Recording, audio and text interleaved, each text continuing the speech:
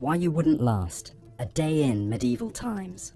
Welcome, dear listener. As you lay there, your body cushioned by your bed, the soft glow of the moonlight slipping through the curtains, let your mind wander into the realm of history. Tonight, we're going to embark on a journey back in time to an era of knights and castles, of lords and serfs. It was a time of both intense hardship and remarkable innovation. A time that has captivated the human imagination for centuries. This is the time of the Middle Ages, and tonight we will explore why you, a modern individual, would find it almost impossible to last a single day in this era. The Middle Ages, also known as the medieval period, spanned from the 5th to the 15th century. It started with the fall of the Western Roman Empire and merged into the Renaissance and the Age of Discovery. To set the scene, imagine a landscape dotted with grand castles, their stone walls standing tall against the backdrop of the sky. Picture villages of thatched roof cottages, their chimneys puffing out smoke. See the people, the nobles in their fine silks, the peasants in their simple clothes, the monks in their solemn robes. Hear the clang of the blacksmith's hammer, the lowing of cows, the bustle of the market. However, life in this era was far from the romanticized version we often see in movies or read in books. It was, in fact, a period characterized by great struggle and adversity. The average life expectancy was around 30 years, and a vast majority of the populace lived in abject poverty. Sanitation was poor, disease was rampant, and the threat of war was an ever-present reality. One of the most striking differences between our time and the Middle Ages is the lack of modern conveniences that we take for granted. Imagine a life without electricity, without running water, without central heating. In the winter, you would have to rely on a fireplace for heat, with the risk of the fire going out in the middle of the night. In the summer, there was no escape from the heat and the swarms of insects that came with it. You might think that the simple act of eating would be a respite from these hardships, but even this was fraught with difficulty. Food was often scarce and of poor quality. The diet of the average peasant was limited to bread, vegetables, and a little dairy. Meat was a luxury, reserved for the wealthy. And even if you were lucky enough to get your hands on some, there were no refrigerators to keep it fresh. Food poisoning was a common occurrence and could easily prove fatal. Water, too, was not as readily available as it is today. Wells were the primary source of drinking water, but these were often contaminated. As a result, people frequently drank ale or beer, as the alcohol killed some of the harmful bacteria. However, this led to a whole other set of problems, as excessive drinking was common. Hygiene was another area in which medieval times vastly differed from today. Bathing was not a daily or even weekly occurrence. In fact, it was believed that bathing opened the pores to disease, and so was avoided when possible. As a result, people often had lice, fleas, and other parasites. The lack of dental care meant that tooth decay was rampant, and the solution was usually extraction without any form of anesthesia. Medicine, too, was a far cry from what we know today. Doctors had a limited understanding of the human body and disease, and their treatments were often more harmful than helpful.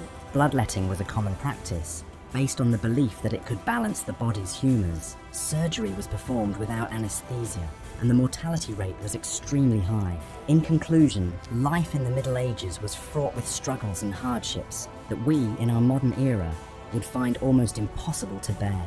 We can be grateful for the progress we have made and the comforts we now enjoy.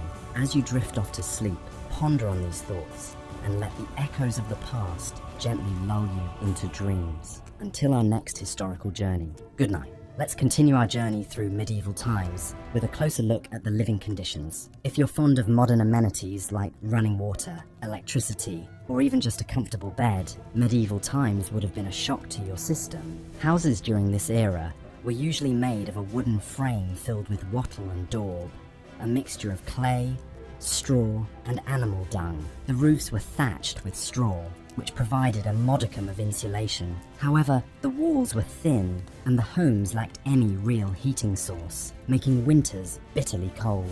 Fireplaces were a luxury that few could afford, so most people huddled around a central hearth for warmth. The smoke from this open fire had to escape from a hole in the roof, which meant that the interior of the home was often choked with smoke. Imagine trying to find comfort in such a setting, huddled with your family members, your eyes stinging from the smoke. Most homes consisted of a single room that served multiple purposes. The same room that was used for cooking and eating was also the sleeping quarters. Privacy was a concept virtually unheard of, as entire families would sleep together in the same space, often on a single bed of straw. If you found the idea of sharing a bedroom with a sibling frustrating as a child, imagine sharing a bed with your entire family. Sanitation, or rather the lack of it, would be another shock to the modern system. There were no bathrooms as we know them. Instead, people would use chamber pots, which were emptied out of windows and onto the streets below. The waste would then run down the streets and into the local rivers, which were also the primary sources of drinking water. The result was rampant disease, from dysentery to the plague. The smell alone would be enough to make the strongest stomachs churn. This brings us to the topic of personal hygiene. The idea of daily showers would have been unimaginable to the people of the Middle Ages. Most people bathed rarely, and when they did, it was often in the local river or a community bathhouse. These bathhouses, while providing a place for communal bathing, were also a breeding ground for bacteria and disease. There was a prevalent belief during this time that bathing opened the pores to disease. So many people chose to bathe as infrequently as possible. This meant that people often carried a strong odour, which was only masked by the use of herbs and flowers. Food in the Middle Ages was also a far cry from what we're accustomed to today. The average person's diet consisted of bread, cheese, and ale. Meat was a luxury that few could afford, and fresh fruits and vegetables were not a common part of the diet. Malnutrition was a common problem, as the diet lacked many essential vitamins and nutrients. It wasn't all hardship and struggle, however. There were moments of joy and celebration, often centered around religious holidays and feasts. Music and dance were important parts of medieval culture, providing a much-needed escape from the harsh realities of daily life. People would gather in the village square to dance, sing, and celebrate. Even in the darkest times, the human spirit finds ways to shine through. So, as we close this chapter, take a moment to appreciate the comforts of modern life. The next time you take a hot shower, sleep in a warm bed, or enjoy a fresh, healthy meal, remember how far we've come. The Middle Ages may have been a time of great cultural and intellectual growth, but they were also a time of hardship and struggle. It's a testament to the resilience of the human spirit that we've come so far. In our next section, we'll dive deeper into the social structure of the Middle Ages, exploring the roles of the king, nobles, knights, and peasants. Stay tuned and let the soothing rhythm of history lull you into a peaceful slumber. As the sun creeps over the horizon, our medieval day begins. Life in the Middle Ages was dictated by the sun. It determined when you woke, when you worked, and when you slept. In a world without electricity, daylight was precious, and every ray of sun had to be used for vital chores and tasks. If you're imagining the luxury of a lazy Sunday morning, think again. The medieval folk were early risers, typically getting up at the crack of dawn, as signalled by the crowing of a rooster or the tolling of the local church bell. Once out of bed, people would dress in simple tunics made of coarse wool, linen, or hemp, depending on their wealth and status. The wealthy might have clothes dyed in brighter colours and made of finer materials, but the majority wore drab, practical clothing, not unlike the sackcloth of biblical fame. Shoes were a luxury, with most peasants going barefoot, especially in the warmer months. The first meal of the day was breakfast, but this was not the feast of bacon, eggs, and toast that we're accustomed to. Medieval breakfast was a frugal affair, often consisting of a chunk of bread, some cheese, and, if they were lucky, a bit of cold meat or fish from the previous night's meal. This would be washed down with a mug of ale, or for the wealthier folk, wine. Yes, you heard that right. Water was often unsafe to drink due to poor sanitation, so low-alcohol ale and wine were common beverages, even for children. After breakfast, it was straight to work.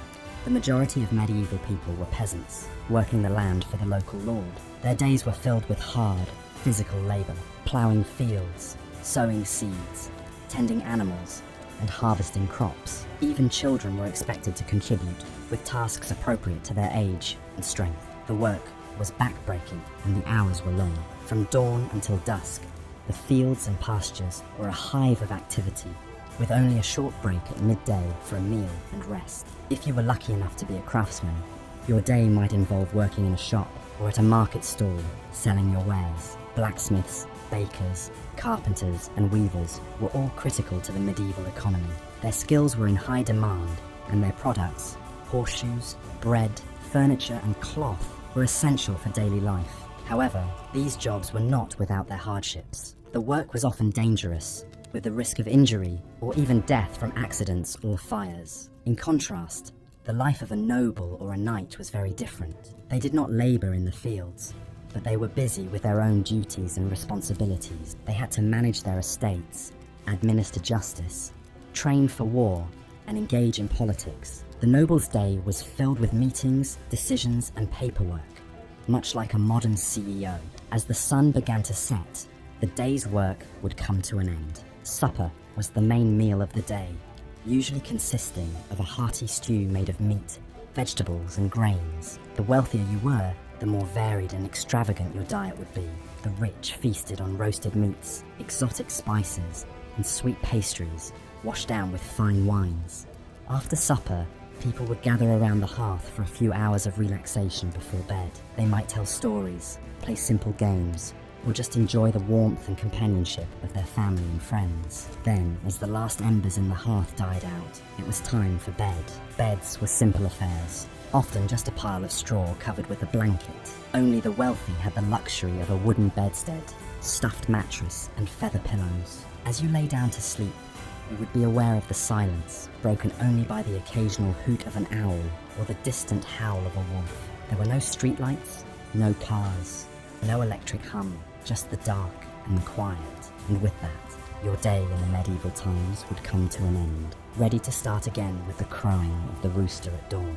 So, as you settle into your comfortable modern bed tonight, spare a thought for our medieval ancestors. Their lives were hard, and their comforts were few, but they made the best of what they had. They worked, they laughed, they loved, and they slept, just like we do. They were, in essence, just like us, only their world was a very different place. As we delve deeper into the details of medieval life, we find ourselves standing in the middle of a bustling medieval marketplace, a sensory overload of sights, sounds, and smells. The marketplace was the economic center of medieval society, a place where merchants and craftsmen came to sell their wares, and where peasants came to purchase the essential goods they needed for survival. Imagine the cacophony of vendors hawking their wares, the clatter of carts, and the lowing of livestock, the scent of fresh bread wafting from the baker's stall, and the less pleasant stench of unwashed people and animals. Goods would have included everything from foodstuffs like bread, cheese, and vegetables, to manufactured items like clothing, household goods, and tools. It's worth noting that in these times, currency wasn't as prevalent as it is today. Bartering was a common practice, and goods would often be exchanged for other goods or services. So, if you were a craftsperson, you might trade a handcrafted tool for a sack of grain or a pair of shoes. Food, of course, was a critical part of daily life in the Middle Ages. Contrary to popular belief, medieval food was not all gruel and stale bread. The diet of an average person in the Middle Ages would have revolved around grains, such as barley, oats, rye, and wheat. Bread, porridge, and ale made from these grains would have been staples. Vegetables like cabbages, onions, garlic, and leeks were common, as were fruits like apples, pears, and berries. Meat and fish were also consumed, but less frequently, typically reserved for those of higher social status or for special occasions. Now imagine the water you drink and the food you eat being prepared in medieval conditions. There was no knowledge of bacteria and the role they played in causing disease. Water was often taken straight from rivers or wells, which could be contaminated with human and animal waste. Food was often stored in unsanitary conditions, and there was no refrigeration.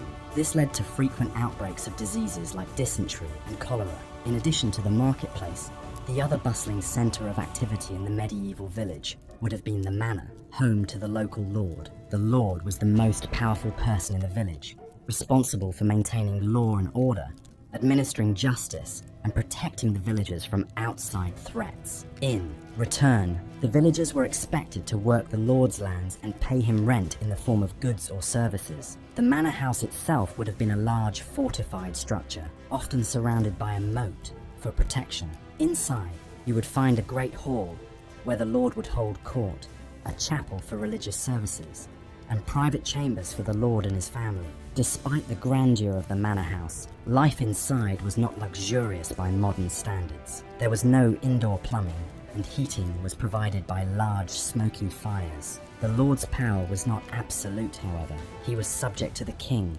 who held ultimate authority. The relationship between the lord and the king was based on a system of mutual obligations, known as feudalism. The lord pledged his loyalty to the king and provided him with military service when needed. In return, the king granted the lord lands and rights over the people who lived on them. This feudal system was a fundamental aspect of medieval society, creating a hierarchy of power and privilege. At the top were the king and the nobility, who owned the land and controlled the wealth. Below them were the knights, who provided military service in exchange for land and status. At the bottom were the peasants, who worked the land and had few rights or freedoms. In the next section, we will explore the harsh reality of medieval warfare and the role of knights in society. But for now, let's take a moment to reflect on the fact that this was a time when survival was a daily struggle, and the creature comforts we enjoy today were inconceivable luxuries. As we drift off into a peaceful sleep, let's appreciate the comforts and conveniences of our modern lives and the progress that has been made over the centuries. In the end, the Middle Ages were a time of great hardship and adversity, but also a time of remarkable resilience and innovation. Life was difficult, but people found ways to adapt and survive, to create beauty and meaning in the midst of their challenges. And that, perhaps, is the most enduring lesson of the Middle Ages, the capacity of the human spirit to endure and to flourish even in the harshest of circumstances. So, as we close our eyes and surrender to the soothing embrace of sleep, let's carry that thought with us into our dreams, a reminder of the strength and resilience that resides within each of us. As we delve deeper into the daily life of the medieval period, it's important to note that the rhythm of the day was very different than the one we are used to in our modern times. It was a time when the sun served as the main indicator of the time, and the need for survival necessitated early rising. A typical day would start at dawn, with a quick meal known as breakfast, a term borrowed from the Old English breakfaster, which literally means to break the night's fast. This meal was usually a simple affair, consisting of a chunk of bread, some cheese, and perhaps a cup of ale. Following breakfast, the majority of the day was dedicated to work. The type of work varied greatly depending on one's social status. If you were a peasant, your day would be filled with grueling physical labor. Medieval peasants were essentially farmers and worked the land to produce the food that was required to feed the entire kingdom. They planted and harvested crops, raised livestock, and did whatever else was necessary to maintain the estate they lived on. If you were born into the nobility, your day would look very different. While nobles did not have to perform physical labor, they were responsible for managing the land and the people who lived on it. They made important decisions about when to plant and harvest crops, how to distribute resources, and how to defend their land in the event of a conflict. This was no easy task, and required a great deal of strategic thinking and interpersonal skills. The middle class, which consisted of merchants and craftsmen, also had their own set of responsibilities. A merchant's day might be spent acquiring goods and then selling them in the market. They would have to keep track of their inventory, negotiate prices, and navigate the complex world of medieval trade. Craftsmen, on the other hand, would spend their days creating the goods that were sold in the market. They would have to master their craft, whether it was blacksmithing, weaving, or carpentry, and produce high-quality products that would sell well. Lunch, the main meal of the day, was taken around midday. This was a more substantial meal than breakfast, and typically consisted of several courses. Bread was still the staple, but it would be accompanied by meat or fish, vegetables, and a variety of sauces and spices. The meal would be washed down with ale or wine, as water was often unsafe to drink. After lunch, work would resume until dusk. The evening meal was similar to breakfast, a simple and quick affair. After this, people would retire to their beds. There was no concept of leisure time as we know it today. Free time was a luxury that very few people could afford. The medieval period was a time of hard work and simplicity. Life was dictated by the seasons and the demands of survival, but despite its hardships, it was also a time of community and shared responsibility. People relied on each other for survival and worked together to ensure the well-being of their community. It was a time when the line between life and death was often thin, but it was also a time when people truly lived in the moment, aware of the fragility of life and the importance of each day.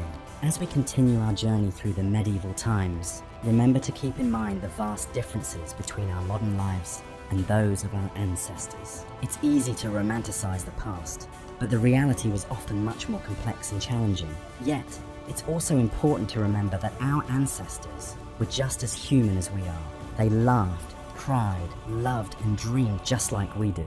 They were a product of their time, just as we are a product of ours. As we learn more about their lives, we can gain a deeper understanding of our own history and perhaps even a new perspective on our own lives. Now, as you close your eyes and drift off to sleep, let your mind wander back to the medieval times. Imagine the sound of the rooster crowing at dawn, the smell of fresh bread baking in the oven, the feeling of the cool morning air on your face as you step outside to start your day. Let these images lull you to sleep as we prepare to continue our journey through the medieval times in our next session. As we continue our journey through the medieval period, delving into the everyday life of the average person, we find ourselves stepping into the world of a medieval peasant. The life of a peasant during medieval times was drastically different from the lives we lead today, filled with hardships and adversity that are difficult for us to fully comprehend. The average peasant's day started at dawn, with the rising of the sun. This was long before the invention of alarm clocks, so the first light of day signaled the beginning of their labor-intensive routines. The majority of peasants were farmers, their lives strictly dictated by the changing seasons and what they could grow. In the spring, they would begin by ploughing their fields using rudimentary tools made from wood and iron. This was a grueling task, often taking several weeks to complete. Once the fields were ploughed, they would then begin sowing the seeds for their crops. Wheat, barley, oats, rye, and legumes were among the most common crops grown. The work was backbreaking, requiring long hours of physical labor in the fields. After the seeding process, the peasants' focus shifted to the maintenance of their crops. They would spend the summer months weeding and ensuring their crops were receiving enough water. This was a constant battle against nature, as unexpected storms or droughts could easily destroy their hard work and leave them without food for the coming winter. When autumn arrived, it was time for the peasants to reap what they had sown. The harvest was a crucial time, determining whether they would have enough food to survive the winter. After the harvest, the remaining stalks and straw were used for a variety of purposes. They provided fodder for the livestock, bedding for the family, and thatch for the roofs of their homes. Winter, in contrast, was a time of relative inactivity. The fields lay fallow, and the peasants spent their time carrying out repair work on their homes or tools, as well as tending to their livestock. Cattle, sheep, pigs, and chickens were typical animals that a peasant might raise. These animals provided them with essential resources like milk, wool, meat, and eggs. In addition to farming, peasants also had to pay taxes to their feudal lord. These taxes were often paid in the form of crops or labor. It was not uncommon for a peasant to spend several days each year working on the lord's lands as part of their tax obligation. This was known as the corvée system and was a significant burden on the peasant population. Despite the hardships, life wasn't always work for the peasants. They did have some time for rest and recreation. Sundays were usually kept as a day of rest and worship. The church played a significant role in the lives of the peasants, providing them with spiritual guidance and a sense of community. Festivals and holy days also gave them a chance to take a break from their labor and celebrate with their friends and neighbors. Marriages and births were cause for celebration, and even the harshness of winter brought with it the joy of Christmas festivities. Music and dance were popular forms of entertainment, and despite their difficult lives, the peasants found ways to express their creativity and joy. However, the life of a peasant in medieval times was undoubtedly difficult. The physical labor was intense, the diet was poor, and the living conditions were often cramped and unsanitary. Illness and disease were common, and the average life expectancy was significantly lower than it is today. Despite these conditions, the medieval peasant was a resilient individual. They adapted to their circumstances, found joy in the simple pleasures of life, and formed close-knit communities that helped them survive. Their lives were far from easy, but they laid the groundwork for many of the farming practices we still use today. As we drift off to sleep tonight, let's appreciate the comforts and conveniences of modern life that we often take for granted. As we journey further into the past, we continue to gain perspective on our present, understanding the struggles and triumphs that have shaped our world. In our next section, we will explore the world of the medieval knight, tunneling deeper into the intricate layers of medieval society. But for now, let's let the rhythm of a peasant's life lull us into a peaceful and restful slumber. Good night. In our 7th segment, we delve into the social structure of the medieval era, a time when society was starkly divided into classes, and one's birth essentially determined the course of their life. The feudal system, which was the primary social structure during the medieval period, was akin to a pyramid. At the top was the king, who granted land to his most important noblemen, known as barons. Below the barons were the knights, and at the very bottom were the peasants, who made up the vast majority of the population. Life at the top of the pyramid was relatively comfortable. Kings and noblemen lived in grand castles, surrounded by servants who catered to their every whim.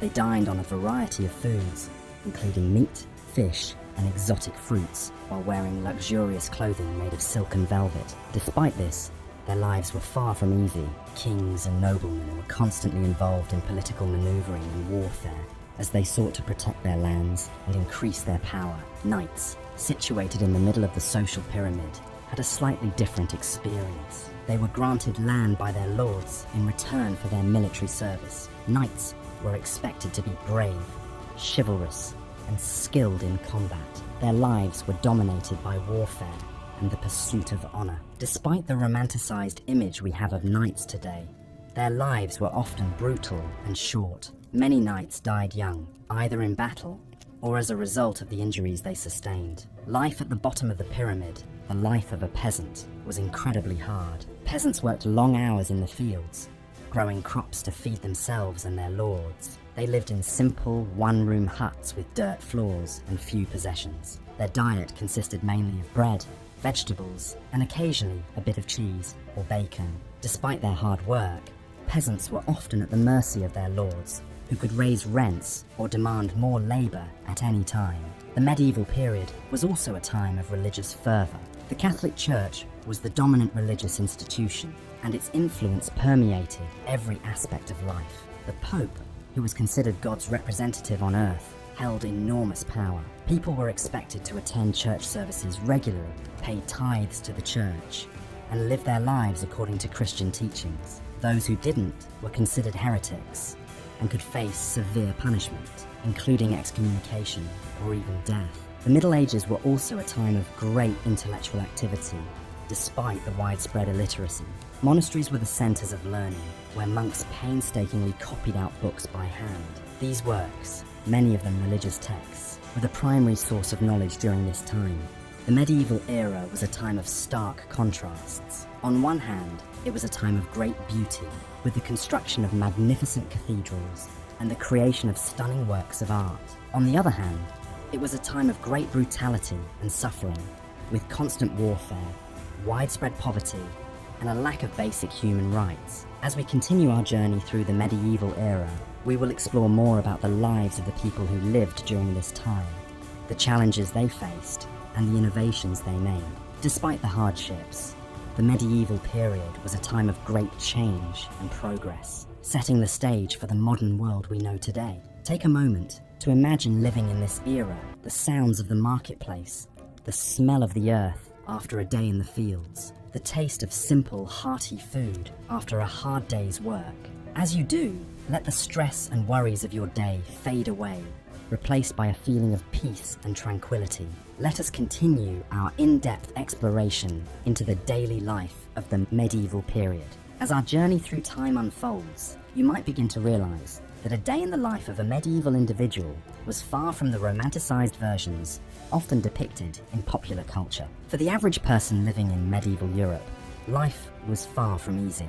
The day would begin at dawn, with the first light of the sun. Most people lived in small one-room houses with thatched roofs These houses offered little in the way of privacy or comfort. The floor was typically made of dirt, and the only furniture would be a rough-hewn table and benches. In the corner, there would be a small fire pit for cooking and warmth. The house would often be shared with livestock, adding to the discomfort. Upon rising, the medieval individual would start their day by attending to their chores, which was primarily dictated by their particular social status and occupation. The majority of people were peasants, working the land for their feudal lord. Their day would be spent in hard labour, tilling the fields, planting crops, and taking care of the livestock. They would work from sunup to sundown, with only a short break for lunch. Food in the medieval period was also a far cry from what we are accustomed to today. The average diet consisted mainly of bread, porridge, and vegetables. Meat was a luxury that few could afford, and fruits were only available seasonally. The lack of variety and nutrition in the diet often led to health problems, including malnutrition and scurvy. For those living in towns and cities, life was somewhat different, but no less harsh. The streets were narrow, crowded, and dirty, with waste and garbage often thrown into the street. Sanitation was a major problem, leading to frequent outbreaks of disease. The bubonic plague, also known as the Black Death, wiped out a third of Europe's population in the 14th century. On top of these physical hardships, there was also the psychological toll of living in a society where life was cheap and violence was commonplace. The threat of war was ever present, with kingdoms and fiefdoms constantly in conflict. Public executions were common, and the rule of law was often arbitrary and brutal. Yet despite these hardships, people in the medieval period found ways to enjoy life. They celebrated festivals and holidays with great enthusiasm, often involving music, dance, and copious amounts of alcohol. Religion also played a major role in their lives, providing a sense of purpose and community. Religion was not just a matter of personal belief, but a central part of everyday life. The church played a significant role in the community, providing not only spiritual guidance, but also basic social services. The local priest would often be the only person in the village who could read and write. He would perform weddings, funerals, and baptisms, and also provide basic medical care. In conclusion, life in the medieval period was a constant struggle for survival. It was a time of harsh realities, where the average person lived a life of hard labour, poor nutrition, and constant uncertainty.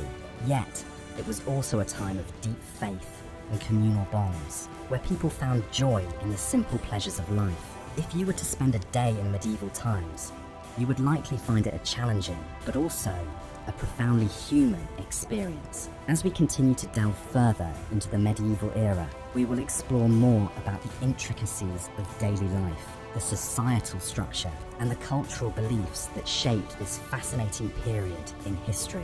So, close your eyes and imagine a world far removed from our own, where life was simple, yet fraught with challenges. We'll continue our journey through the ages, immersing ourselves in the sights, sounds, and experiences of the medieval times. As we continue our journey into the gripping, yet often unsettling world of medieval times, let us now turn our attention to the intricate social order of the period, which was a far cry from what we are accustomed to in our modern democratic societies. In the medieval world, where you were born and to whom had a profound impact on your lot in life. The social structure was rigidly hierarchical, and opportunities for social mobility were few and far between. At the top of the social pyramid was the monarch, the ultimate authority, who ruled by divine right. The king was the law, his word was final, and his power was absolute. Just below the king were the nobles. The nobility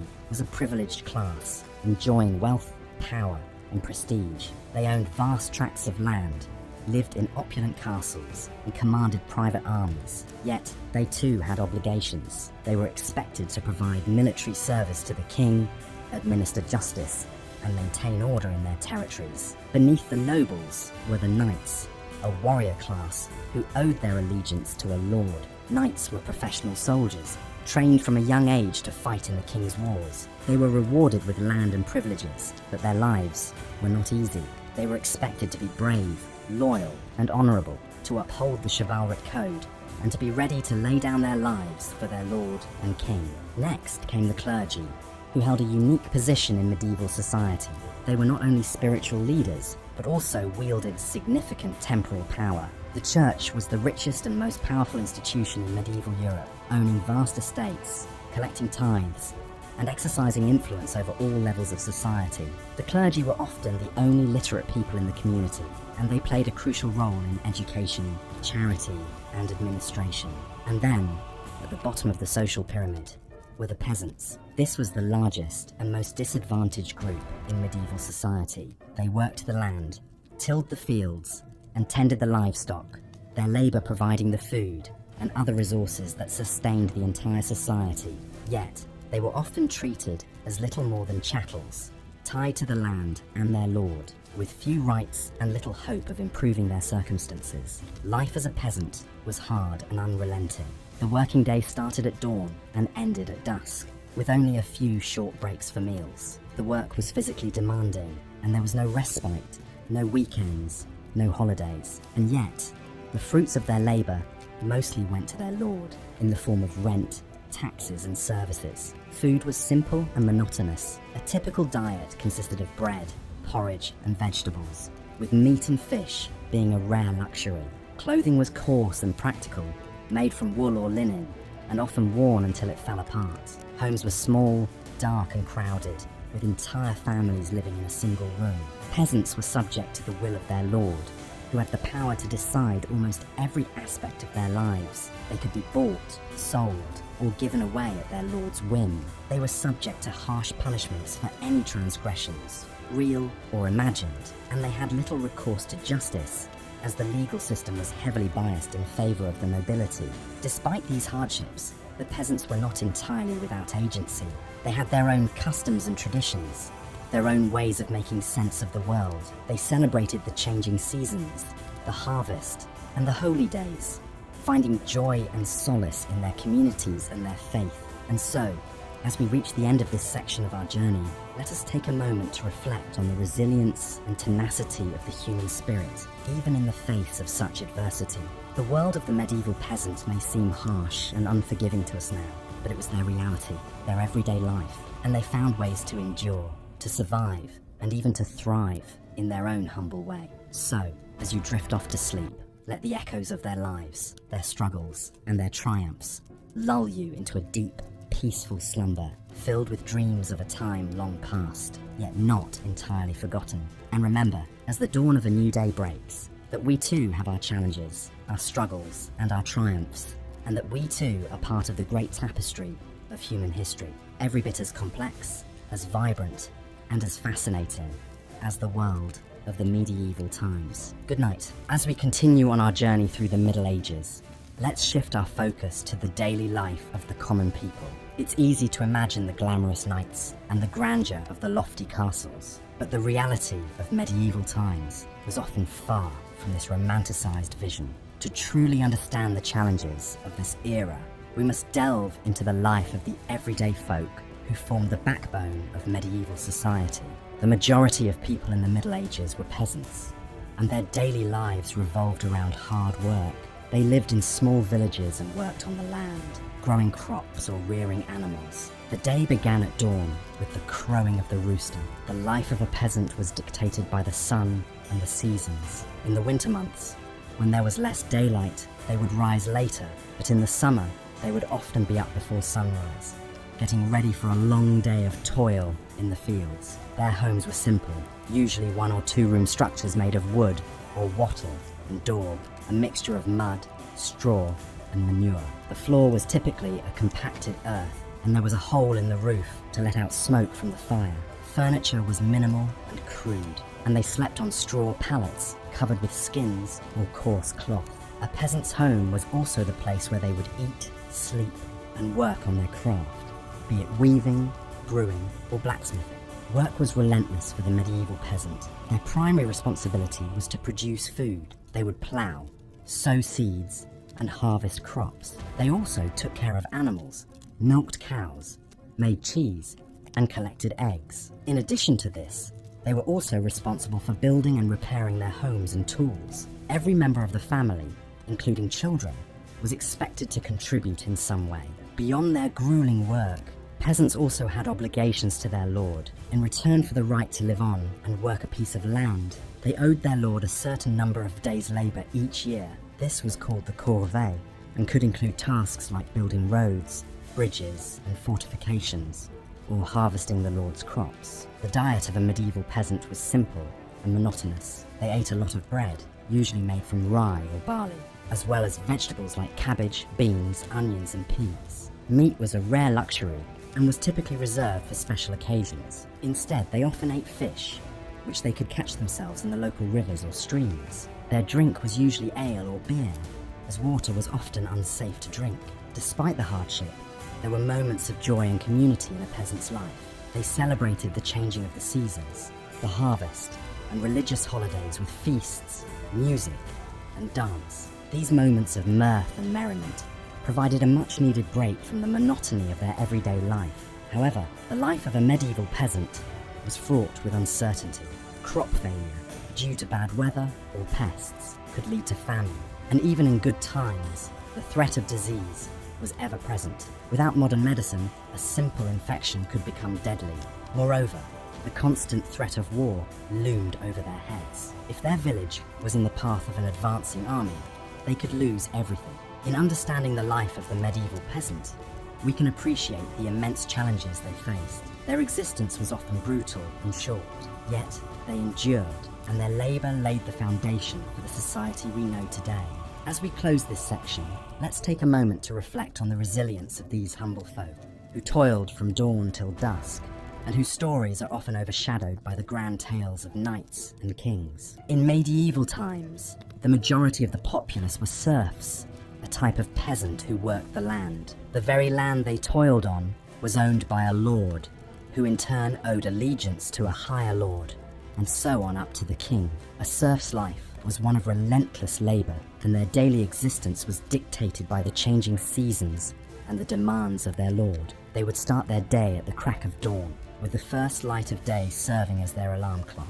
Their day would begin with feeding their animals, which often included cows, sheep, and chickens. The animals were vital to a serf's livelihood, providing milk, wool, eggs, and occasionally meat. Following this, the serfs would head to the fields. Depending on the time of year, they might be sowing seeds, harvesting crops, or ploughing the fields. These tasks were physically demanding and involved hours of back-breaking work, often under the harsh elements. There were no weekends or holidays for a serf. Their work was never truly done. After a long day in the fields, the serfs would return home. Their homes were simple one-room structures, often shared with their animals. There was no glass in the windows. The floors were made of hard-packed earth, and the only furniture would be a rough wooden table and stools. Dinner would be a simple affair, consisting of dark bread, made from a type of grain called rye, and a thin soup made from vegetables grown in their garden. Meat was a rarity, saved for special occasions. They would eat their meal by the light of a tallow candle, made from animal fat. Despite the hardships of their daily life, serfs found joy in simple pleasures. They would often sing songs while they worked in the fields, a practice that helped to lighten the load of their labour. On Sundays, they would attend church, a mandatory requirement, but also a chance to socialise with their neighbours. However, the life of a serf was not just hard work. They were subject to the whims and wishes of their lord. If their lord decided to go to war, the serfs were expected to fight. This was a dangerous proposition, as they often lacked proper training and equipment. The life of a serf was also precarious. A bad harvest could lead to starvation, and disease was a constant threat. Without access to modern medical treatments, a simple injury or illness could easily turn deadly.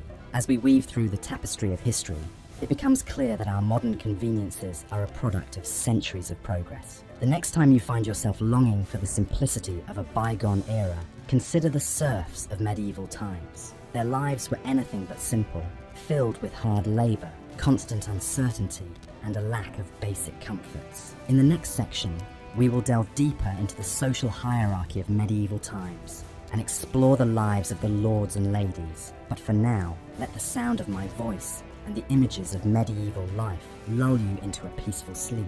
Remember, the past is a different country. They do things differently there. As we journey through history, we gain a greater appreciation for the comforts and conveniences of our modern world. So, close your eyes, take a deep breath, and let the stories of the past guide you into dreamland.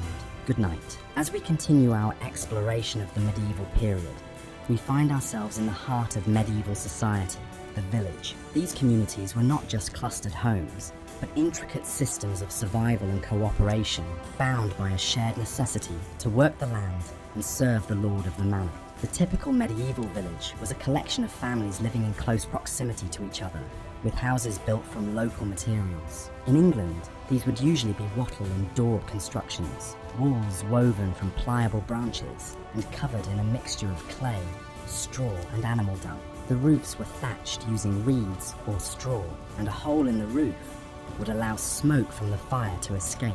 The houses were small and dark, with few windows due to the expense of glass. Life began early in the village, with the cock's crow signalling the start of another day of labour. The majority of the villagers were serfs, individuals who were tied to the land and had to provide labour services to the lord of the manor. These services varied, but typically included ploughing the lord's fields, harvesting his crops, and maintaining his roads and fences. In return, the serfs were allowed to work their own strips of land to produce food for their families. The medieval diet was far from the varied and balanced meals we enjoy today. Most peasants subsisted on a diet of bread, cheese, and vegetables, with meat being a rare treat. Ale was often safer to drink than water, as the brewing process killed off bacteria. However, it was weak, and not the intoxicating beverage we might imagine. Children would have drunk it as well as adults, and it would have been consumed throughout the day.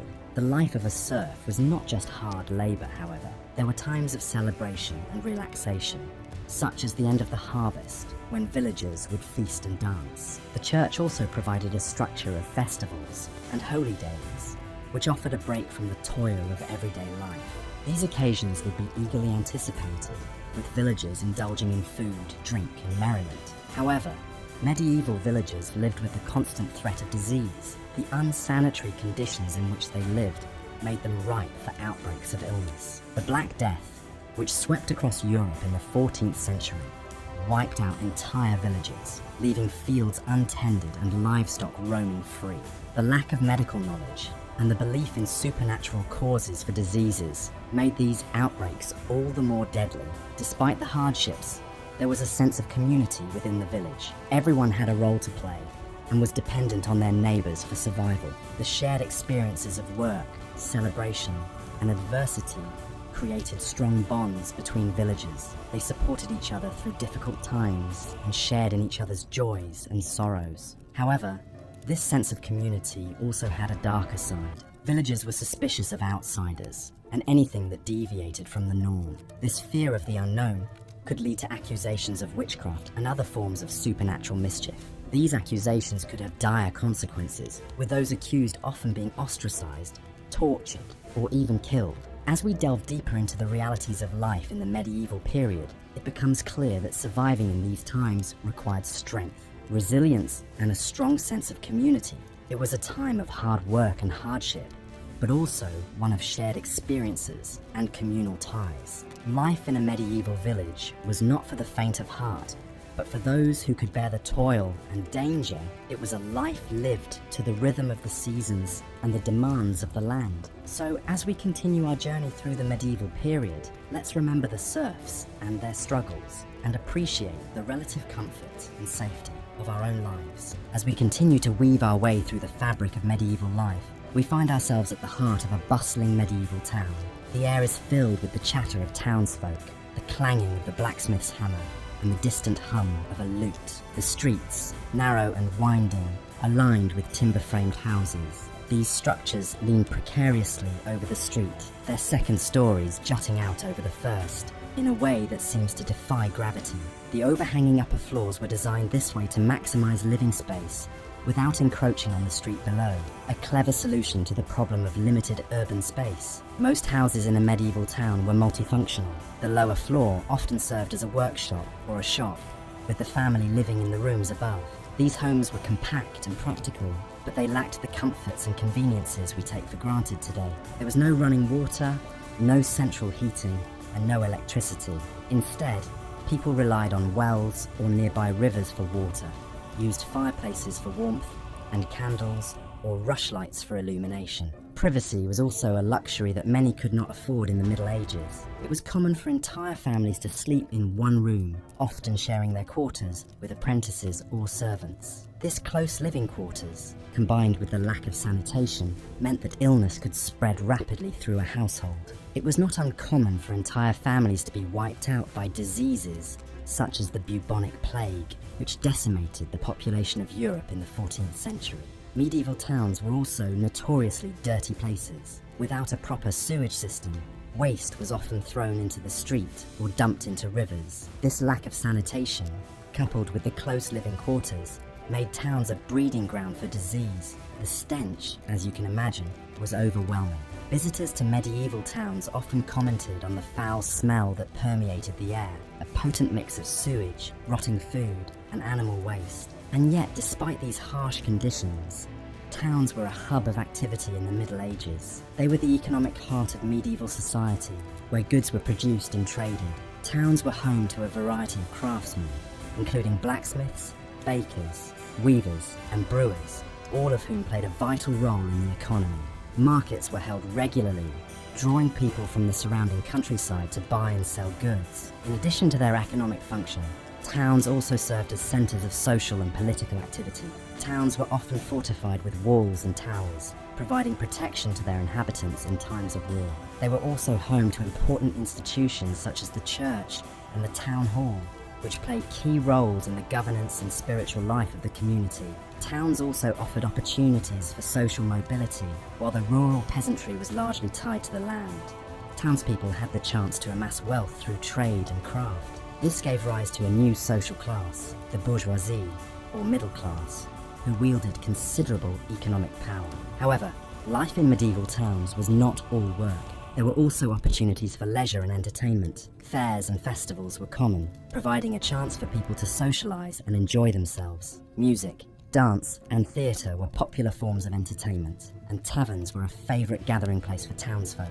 But as we drift away from the hustle and bustle of the town, remember that while life in the Middle Ages was undoubtedly challenging, it was not without its moments of joy and celebration. Despite the hardships, people found ways to carve out meaningful lives, to find happiness, and to dream of a better future, an enduring testament to the resilience of the human spirit.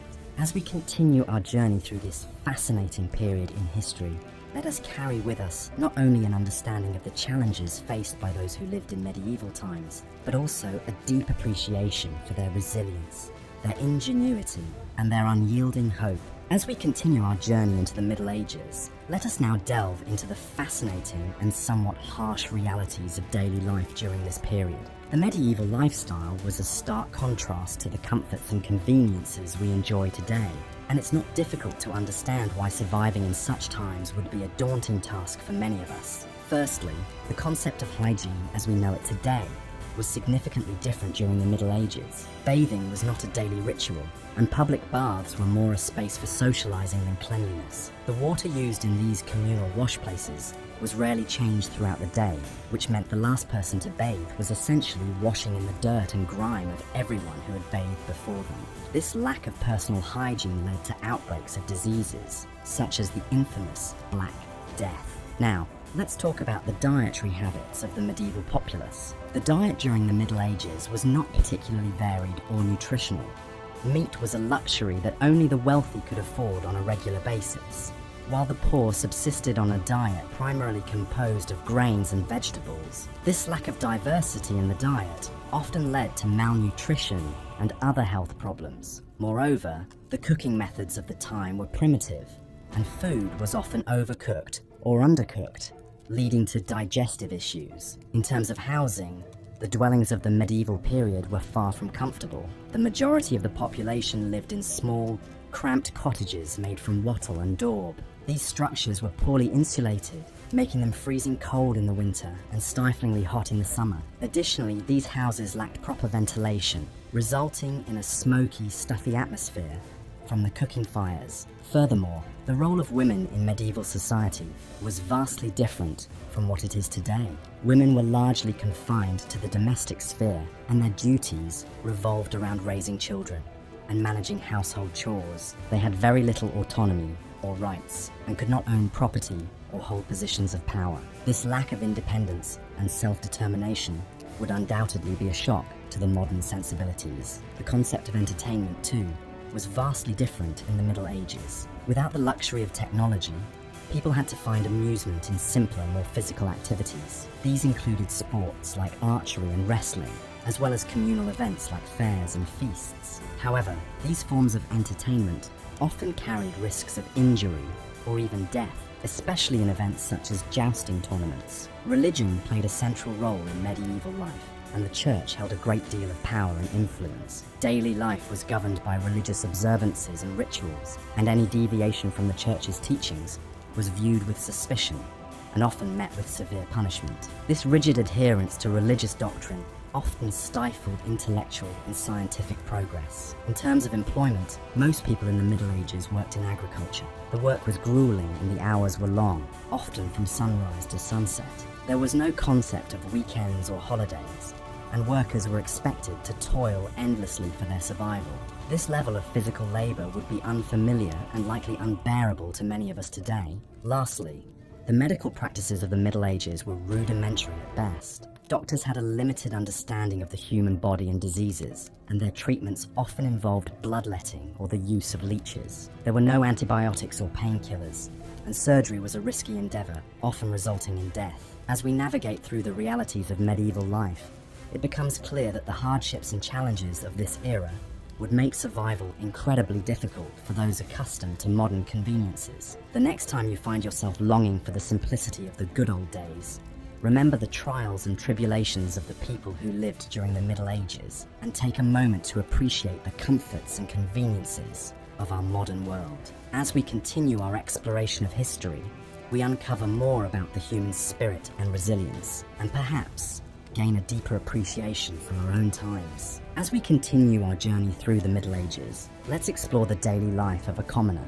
a stark contrast to the knights and nobility we've previously discussed. Imagine waking up with the first light of day, the air still cool and crisp, to the rooster's crow echoing across the village. A simple straw mattress would act as your bed, and your blanket might be a rough-spun woolen cloth. The house, most likely, would be a single room shared by your entire family.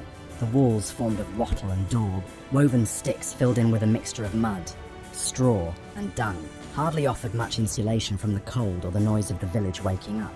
Your first task of the day would be to tend to the animals. This could include milking the cows, feeding the chickens, and letting the pigs out to forage. These animals were crucial to the survival of your family, providing food, milk, and even clothing. As such, they were often treated with a level of respect and care that might seem unusual to modern sensibilities. Next, you would turn to the day's chores. If you were a man, this might involve working in the fields, planting or harvesting crops depending on the season. You might also spend time chopping wood for the fire, mending fences, or repairing tools. If you were a woman, your day would be filled with tasks such as spinning wool into yarn, weaving cloth, cooking meals, and tending to the children. The work would be hard, with little time for rest. Lunch, often just a chunk of bread and some cheese, would be eaten in the fields or by the fireside. The afternoon would bring more chores, more work in the fields, perhaps a trip to the village well for water, or a visit to the local mill to grind grain into flour. As the sun began to set, the village would come alive with the sounds of evening. The cows would be brought in from the fields, the chickens cooped up for the night, and the fire stoked for the evening meal. This meal, often a simple stew of vegetables, and whatever meat was available, would be a time for the family to come together, to share the day's news and enjoy each other's company. After the meal, there might be a few hours for relaxation. Perhaps you would sit by the fire, mending clothes or carving wooden utensils. Perhaps you would listen to stories told by the elders, tales of heroes and monsters that had been passed down through the generations. Or perhaps you would simply sit in quiet contemplation, staring into the fire and dreaming of a better life. By the time you crawled into bed, the fire would be dying down, and the only sound would be the soft snoring of your family and the distant hoot of an owl. You would fall asleep, knowing that tomorrow would bring more of the same, more work, more chores, more struggles, but also more moments of joy, more stories, more dreams. Life in the Middle Ages was hard, but it was not without its moments of beauty. The changing of the seasons, the birth of a new lamb, the harvest of the crops, these were all occasions for celebration. The sense of community was strong, with everyone working together for the common good, and despite the hardships, people found ways to enjoy life, to laugh, to love, to dream. So, as we continue our journey through the Middle Ages, let's not forget the common people, the men and women who worked the land, raised the animals, and kept the fires burning. Their lives may seem difficult to us, but to them, it was simply life. And in that life, they found moments of joy, moments of beauty, moments of peace. And isn't that, after all, what we all seek in our own lives? As the night deepens and the stars twinkle overhead, let your mind wander back to those simple, hard-working people of the Middle Ages. Imagine their lives, their struggles, their joys. And as you drift off to sleep, remember that we are all connected through time and space by the simple act of living, of working, of dreaming. Good night, dear listener. Sleep well. In our exploration of medieval times, we have journeyed through the harsh realities of life in the period, examining the societal dynamics, the basic amenities, and the physical and mental tolls of the era. As we continue our exploration, we delve deeper into the arduous daily routines of a medieval person. The day would typically start at dawn. Medieval people didn't have the luxury of alarm clocks, but they did have nature's own alarm system, the crowing of the rooster. As the sun began to peak over the horizon, the rooster's call would echo through the countryside, signaling the beginning of a new day. The medieval household would stir, with the lady of the house being among the first to rise. Her tasks for the day were manifold.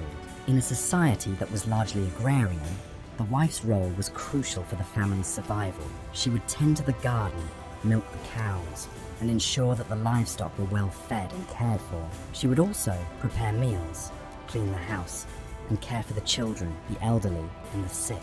The husband, meanwhile, would have his own set of tasks. Depending on his profession, he might spend his day tilling the fields, shoeing horses, crafting tools, or constructing buildings. The work was physically demanding and often dangerous. There were no safety regulations to protect workers, and accidents were common. Children in the Middle Ages did not have the luxury of a carefree childhood. They were expected to contribute to the household from an early age. Once a child reached the age of 7, they could be sent away to work as an apprentice or a servant in another household. The concept of childhood as a time of innocence and play is a relatively modern idea. Education was not a priority in the medieval times. Most people were illiterate, and formal education was reserved for the privileged few. The church was the primary source of education, and monks were among the most educated people of the time. They would spend their days in monastic libraries, painstakingly copying out manuscripts by hand. Despite the hardships of daily life, medieval people did have leisure time. They enjoyed music, dancing, and games. The church also provided a source of entertainment, with its numerous feast days and festivals. These were times of celebration and merriment, when people could forget their toil for a while and simply enjoy themselves. But even in their leisure time, the harsh realities of life in the Middle Ages were never far away.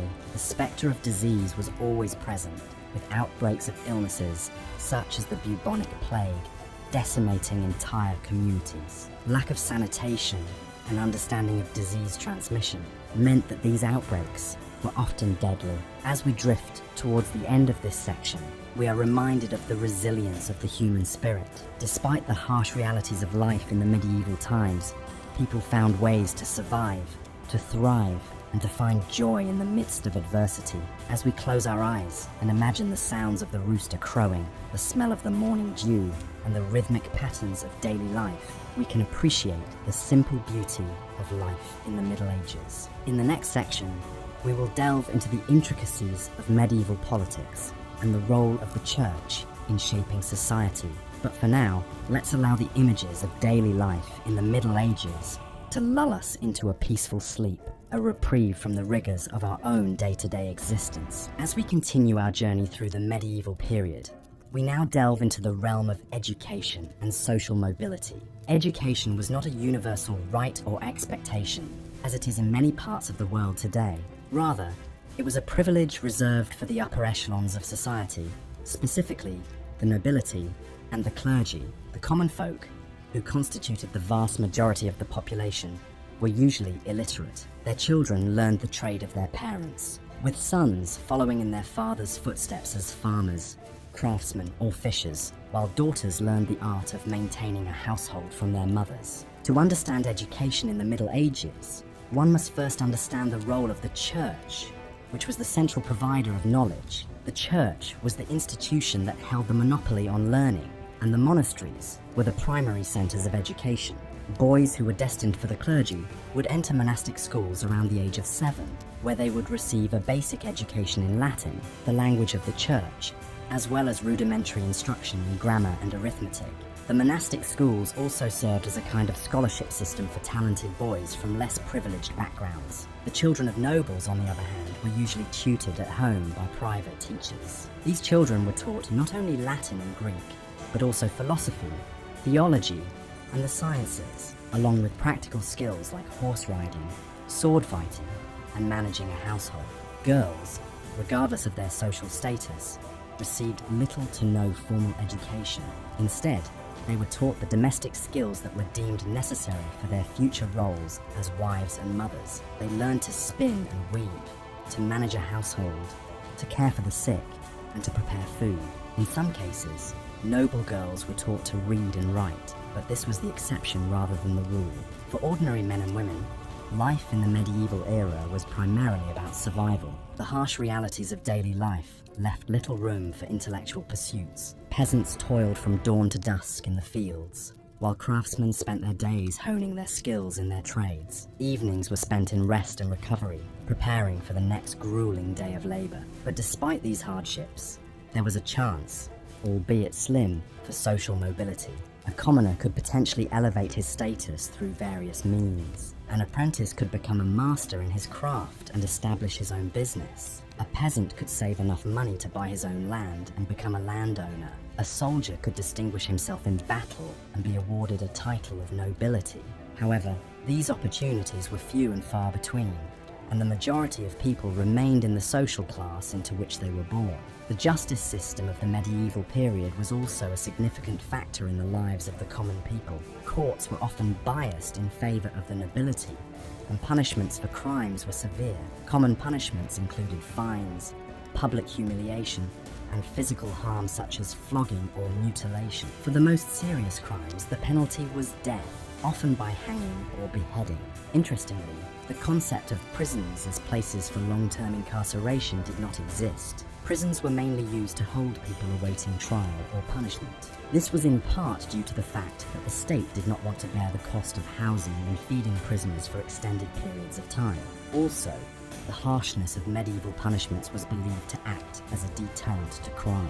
In conclusion, a day in medieval times was fraught with challenges and hardships. It was a time when survival often took precedence over education and personal growth, when opportunities for social mobility were rare, and when justice was often harsh and biased. But despite these difficulties, the people of the medieval period showed remarkable resilience, ingenuity, and tenacity, qualities that have shaped the course of human history and continue to influence our world today.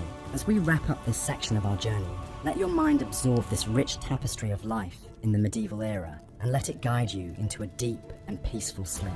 As our journey through the medieval era continues, let us not forget the significance of religion during this time.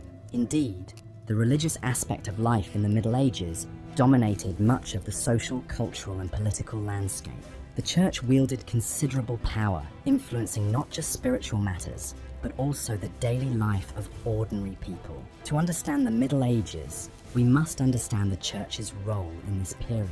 The church during the Middle Ages was the single largest unified organization in Europe. It was the preserver of scholarship and literacy during a time when much of Europe was in disarray. Monasteries, scattered across the continent, became the centers of learning and education. Monks hand-copied books in the scriptoriums, preserving ancient texts and knowledge that might otherwise have been lost. The church's influence was not limited to spiritual matters. It extended into the realms of art and culture, politics, and even war. In the labyrinth of medieval society, the church provided order and structure. It was the institution that touched every aspect of daily life. The church dictated the calendar, marking the year with religious festivals and holy days. It provided welfare for the poor and needy, ran schools and hospitals, and even served as the primary legal institution. Ecclesiastical courts, overseen by the church, dealt with a wide range of issues, from marriage and inheritance disputes to criminal cases. The church was also deeply intertwined with politics. Monarchs and nobles vied for the church's favor, seeking its endorsement to legitimize their rule. The Pope, as the head of the church, held considerable power, often acting as a mediator in disputes between kingdoms. The church also had its own territories and armies, and it was not uncommon for it to be involved in military conflicts. In the spiritual domain, the church held a monopoly over salvation. The doctrine of the time held that there was no salvation outside the church, and this belief had a profound impact on people's lives. The fear of eternal damnation was a powerful motivator, compelling individuals to adhere to the church's teachings and participate in its rituals. Daily life was intertwined with the rhythms of the liturgical calendar, with regular attendance at Mass, confession, and other sacraments. However, life in the Middle Ages was not entirely dominated by piety and devotion. There was also room for merriment, celebration, and even a bit of irreverence. Medieval people had their festivals and feasts, their dances and games. The church may have disapproved of some of these activities, but it was often powerless to stop them. The church might have dominated the landscape, but it did not completely control the hearts and minds of the people. And yet, the church was not a monolithic entity. It was marked by divisions and conflicts, both internal and external. There were disputes over doctrine, power struggles within the hierarchy, and conflicts with secular authorities. The church faced challenges from heretical movements, such as the Cathars and the Lollards, who questioned its teachings and authority. The church also faced criticism for its wealth and corruption, leading to calls for reform. Despite these challenges, the church remained a powerful and influential institution throughout the Middle Ages. It provided a sense of stability and order in a chaotic world, offering hope, comfort, and the promise of salvation. It was a source of authority, education, and welfare, deeply ingrained in the fabric of medieval society. So, as you lay there, drifting closer to sleep, imagine the tolling of church bells, the chant of monks in the monastery, the hustle and bustle of a medieval fair on a church holiday. Consider the myriad ways in which the church permeated every aspect of life in the Middle Ages. And as you close your eyes and surrender to sleep, remember that our journey through medieval times continues as we delve deeper into the rich tapestry of this fascinating period. In our exploration of medieval times, we have journeyed through the robust castles, the bustling marketplaces, and the laborious farmlands. We have come to understand the intricate social structures and the profound importance of religion. Now, as we delve into the third section of our journey, let us turn our attention towards the challenging daily routines and the fascinating culture of these ancient times. Imagine waking up with the sunrise, the light seeping through the narrow slits that serve as windows in your modest wooden home. Your bed would not be the plush comfort that we are accustomed to today. It would likely be a hard straw mattress, perhaps shared with other members of your family. The very concept of privacy as we understand it today did not exist in the same form during the medieval period, particularly for those of the lower classes. As you rise from your bed, you would need to tend to your animals. Chickens would need to be fed, cows milked, and horses groomed. This would not be a task to be taken lightly, as these animals represented a vital source of food and livelihood. They would provide you with eggs, milk, and meat, and their manure would be used to fertilize your fields. Breakfast, if you were fortunate enough to have it, would consist of a simple fare. Bread, cheese, and perhaps a portion of last night's stew would serve to break your fast. Yet food was often scarce, especially during the winter months. You would need to ration your food carefully to ensure it lasted until the next harvest. Once your initial tasks were completed, it would be time to begin your day's work. If you were a peasant, this would likely involve a long day of physically demanding labor in the fields. You would be expected to plow, sow, and harvest the crops, a task made even more challenging by the primitive tools available at the time. If you were a craftsman, your day would be filled with the meticulous creation of goods. Blacksmiths would labor over hot forges, shaping metal into tools, weapons, and household items. Tailors would painstakingly stitch together garments, while carpenters would construct furniture and buildings. Regardless of your occupation, the workday would be long and arduous. There were no weekends or holidays as we know them today. You would work from dawn until dusk, with only a brief pause for a midday meal. This meal, known as the main meal, would be more substantial than breakfast. It might include a thick stew, a chunk of meat, and perhaps a piece of fruit or a handful of nuts. Despite the hardships, there would be moments of leisure in the medieval times. You might play a game of chess or backgammon, or perhaps engage in a lively dance at a local festival. Music was also an integral part of medieval life, with troubadours traveling from town to town, sharing songs and stories. As the day drew to a close, you would return home to prepare for the evening meal. This was usually a more modest affair than the midday meal, often consisting of leftovers or a simple porridge. After the meal, you would gather around the hearth, sharing stories and songs with your family. As the flames flickered and the darkness crept in, you would retire to your straw bed, ready to start the cycle again with the next sunrise. So, as we drift further into the narrative of the medieval times, we can appreciate the stark contrast of our modern conveniences with the rigorous routines of the past. We can marvel at the resilience and resourcefulness of the individuals who navigated through these challenging times. And as we tuck ourselves into our comfortable beds tonight, we can reflect on the lessons we can learn from history and how it shapes our understanding of the present and the future. At the heart of the medieval period, also known as the Middle Ages, was the feudal system. This was a social structure that dictated the roles and responsibilities of every individual within society. At the top of this hierarchy was the king, who was endowed with the right to rule by divine providence. Below the king were the nobles who swore their fealty to him. These included dukes, barons, and earls, the so-called lords of the realm.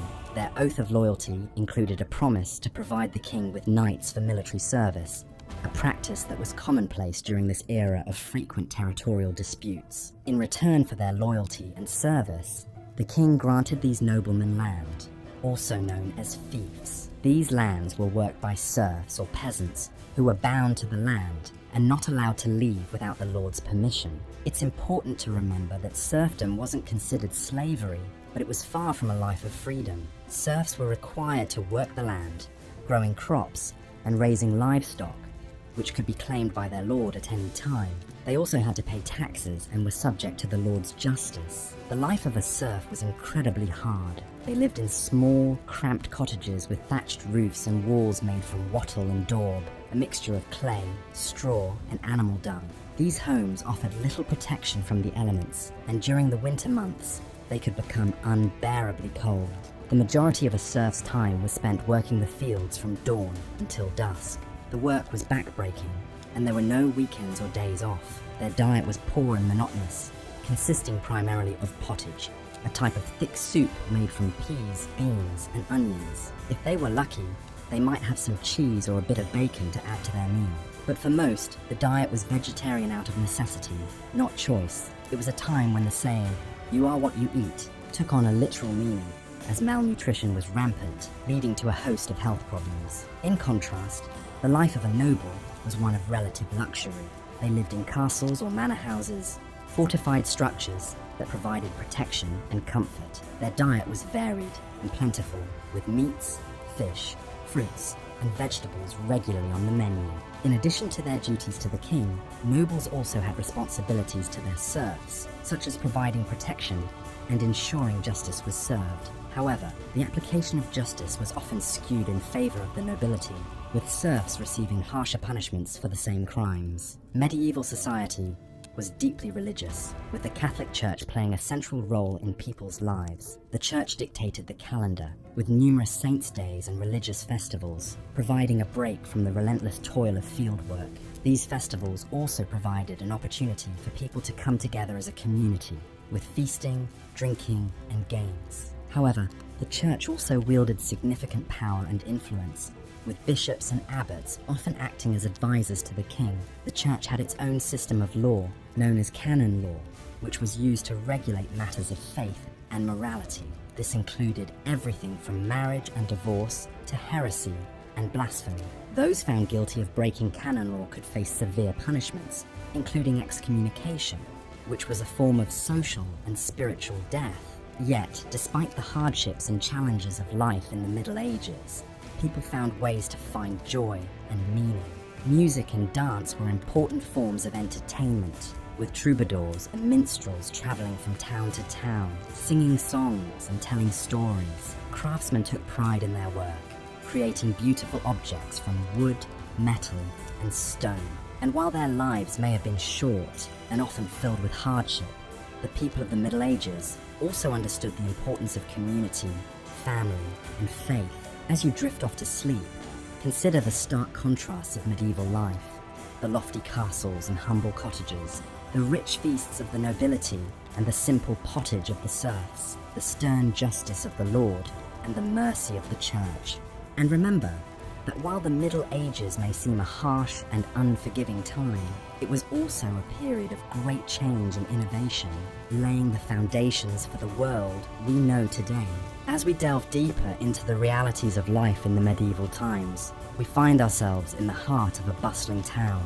In contrast to the triumphant castles and serene countryside, these urban areas were crowded, dirty, and filled with the stench of human and animal waste. Sanitation was a concept still centuries away from being understood or implemented. Open sewers ran through the streets, where rainwater was the only method of cleaning. People often tossed their waste out of their windows, adding to the squalor. This was a far cry from the cleanliness and hygiene we enjoy in the modern world. Diseases were rampant and often deadly in these conditions. The Black Death, or the bubonic plague, was the most infamous. It swept through Europe in the 14th century, killing millions. Yet it was far from the only danger. Smallpox, measles, influenza, and typhoid were all common and devastating without modern treatments or understanding of disease transmission. Medicine was a blend of superstition, herbal remedies, and prayers. The idea of germs and the necessity of cleanliness in preventing illness was simply not understood.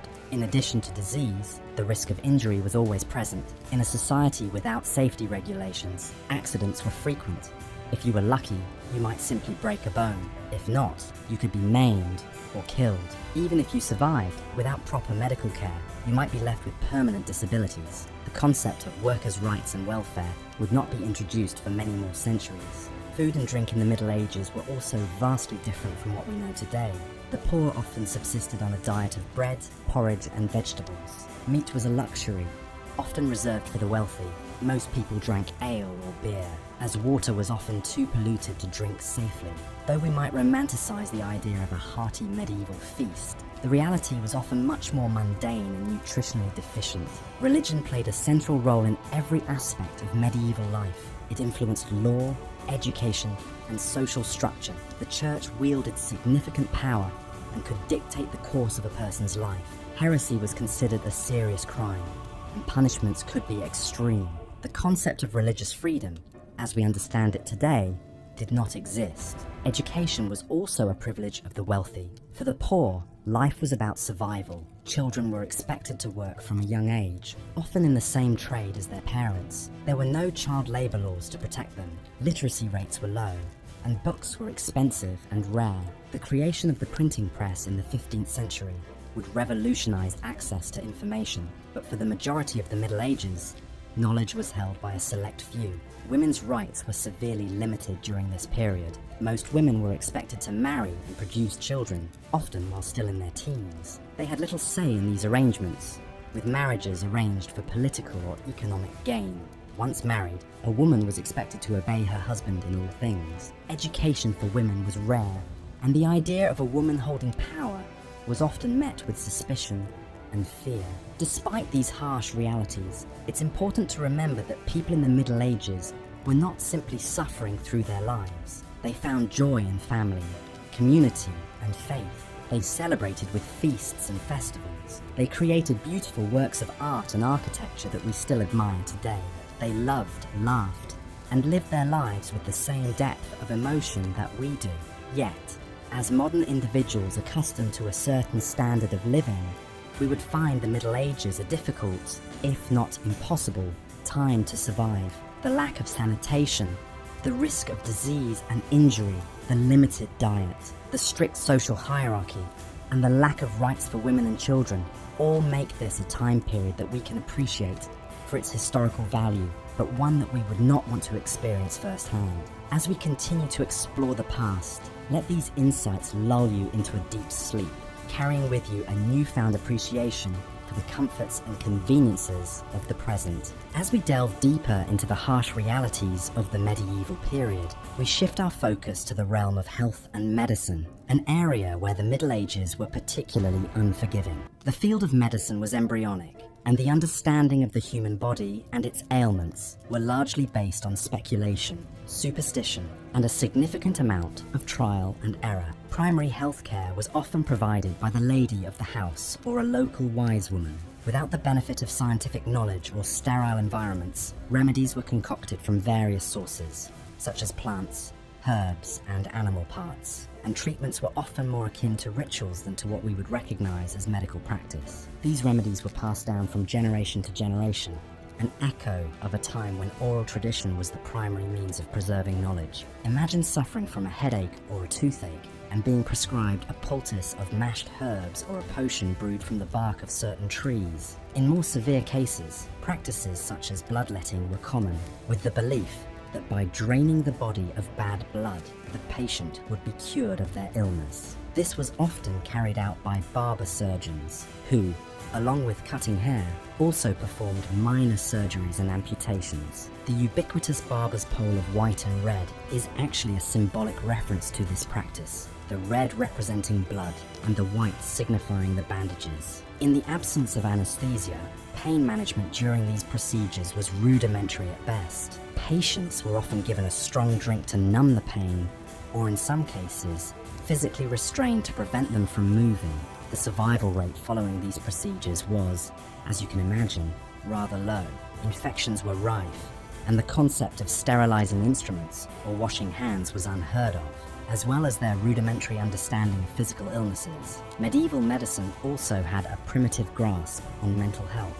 Conditions that we now understand to be psychological or neurological were often attributed to spiritual or demonic influence. Treatments for these ailments were, again, more ritualistic and religious than medical, involving exorcisms, prayer, and other religious rites. Epidemics and plagues were also common occurrences in the medieval period. The most infamous of these was the Black Death, a pandemic that swept across Europe in the mid-14th century, wiping out between 75 and 200 million people, approximately 30 to 60% of Europe's population at the time. The cause of this devastating disease was the bacterium Yersinia pestis, transmitted through fleas on black rats. However, without the knowledge of bacteria or disease transmission, people were left helpless against the plague, with many believing it to be a punishment from God. Theories about the cause of the plague were wide-ranging and often fantastical. Some believed it was due to a misalignment of planets. Others blamed Jewish communities, leading to widespread persecution. Some people even thought that the disease was transmitted through the air, leading to the development of plague doctors, who wore beaked masks filled with herbs and spices to purify the air they breathed. Despite their efforts, the plague continued to ravage Europe until the late 17th century. Despite the hardships and health hazards, people in the Middle Ages did manage to survive, albeit with a significantly lower average life expectancy than today. The resilience and resourcefulness demonstrated during this time laid the groundwork for many of the advancements in medicine and healthcare that we benefit from today. As we close this section of our journey, it is important to remember that while the Middle Ages were undoubtedly challenging, they also represented a time of remarkable human endurance and innovation. Life was not easy, but it was not impossible either. And as we venture further into the past, we continue to learn more about our ancestors' struggles and triumphs, and how they shaped the world we live in today. Stay with me, dear listener, as we continue our journey into the past. As we peel back the layers of history, we learn more about the resilience of our ancestors, the challenges they faced, and the world they shaped for us to inherit. Sleep well, and dream of a time when kings and queens ruled, knights jousted, and the world was a tapestry of mystery, and wonder. Now let us turn our attention to the daily life of a medieval serf, the lowest ranking member of the feudal system.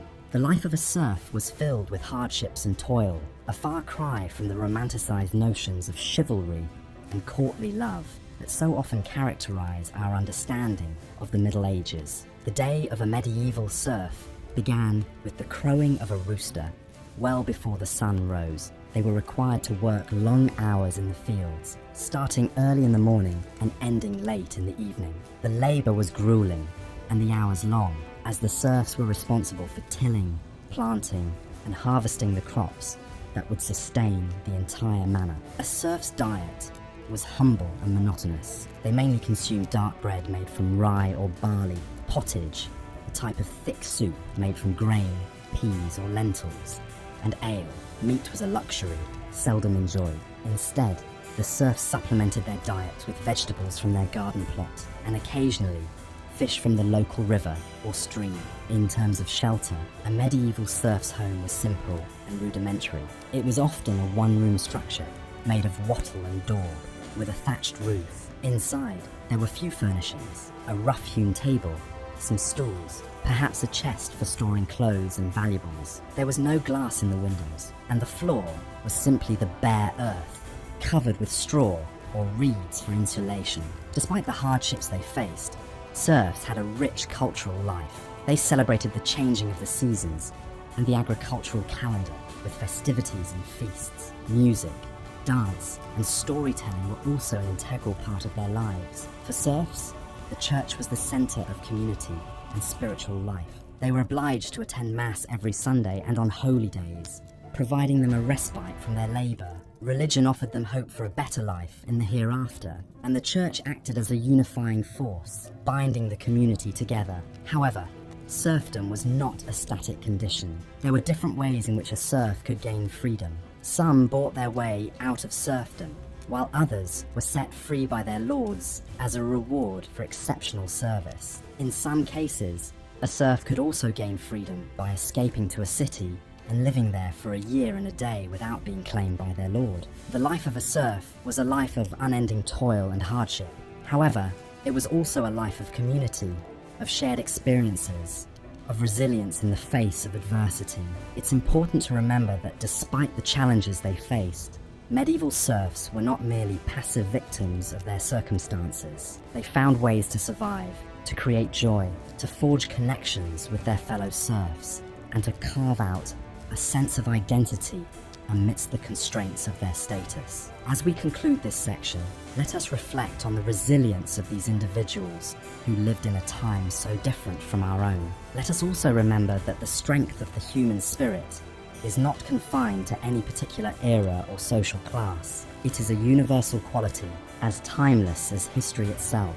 As you drift off to sleep, bear in mind the strength of the serfs, who in the face of adversity found ways to survive, to create joy, and to forge connections. In the next section, we'll explore the role of women in medieval society, a topic that is often overlooked in historical narratives. The story of medieval women is a story of resistance and resilience, of navigating a world that offered them limited freedoms. But for now, let the gentle rhythms of the serf's life lull you into a deep and restful sleep. Let us now venture into the realm of medieval occupations, jobs, and trades. The work that people undertook during this period was often backbreaking and monotonous. The majority of people in the medieval period were peasants, and their lives were dictated by the seasons and the demands of the land. A peasant would rise with the sun and work until it set. Their primary occupation was farming, and the majority of their time was spent tending to the fields. The work was grueling, with long hours spent ploughing, planting, and harvesting. The tools were primitive, and the work was done mainly by hand. The physical demands of this lifestyle were immense, requiring a level of endurance and resilience that many of us in the modern world would struggle to match. A peasant's life was also one of servitude. They were tied to the land and to the lord who owned that land. In return for the right to live on and work a piece of land, a peasant owed their lord a portion of their produce and their labor. This might mean helping to repair the lord's castle, or providing a certain amount of grain each year. The peasant was also obliged to grind their grain at the lord's mill, and to purchase goods from the lord's market. These obligations were not negotiable, and failure to meet them could result in punishment or even eviction. For those who lived in towns and cities, life was somewhat different. Here, the medieval economy was dominated by guilds. These were associations of artisans and merchants who controlled the practice of their craft in a particular town. To become a member of a guild, a person would first serve as an apprentice, learning the skills of the trade under the supervision of a master. After several years of training, the apprentice would become a journeyman and could work for wages. Finally, after proving their skill and knowledge, a journeyman could become a master and open their own workshop. Craftsmen worked long hours, often from dawn until dusk. They produced everything from clothes and shoes to furniture and tools. The work was skilled, but also repetitive and physically demanding. A blacksmith, for example, would spend hours each day hammering iron into shape. A weaver would work at their loom, creating cloth from raw wool or flax. A baker would rise before dawn to prepare bread for the day. Like peasants, craftsmen were also subject to various obligations and restrictions. They were required to pay fees to their guild and to adhere to its rules and regulations. These might dictate the quality of goods that could be produced, the prices that could be charged, and the hours that could be worked. Craftsmen were also subject to the laws and taxes of the town or city in which they lived. Even those in positions of power and privilege faced their own challenges. The nobility, for example, were obliged to provide military service to the king. This could mean leading troops into battle, or providing soldiers and equipment for the king's campaigns. Nobles were also expected to administer justice, collect taxes, and manage the lands and people under their control. These responsibilities required a level of skill and judgment that was not easily acquired. The life of a monk or nun was also far from easy. Monastic life was governed by strict rules and routines. Monks and nuns were required to pray at regular intervals throughout the day and night, and to engage in manual labor. They were also expected to live a life of poverty, chastity, and obedience. The physical demands of this lifestyle, combined with the mental and spiritual discipline it required, made it a challenging path to follow. So, in conclusion, life in the medieval period was not easy. No matter what your station in life, the work was hard, the hours were long, and the rewards were often meager. But despite these challenges, people found ways to survive, and even to thrive. They developed skills and crafts that are still admired today. They built communities and institutions that have shaped the world we live in.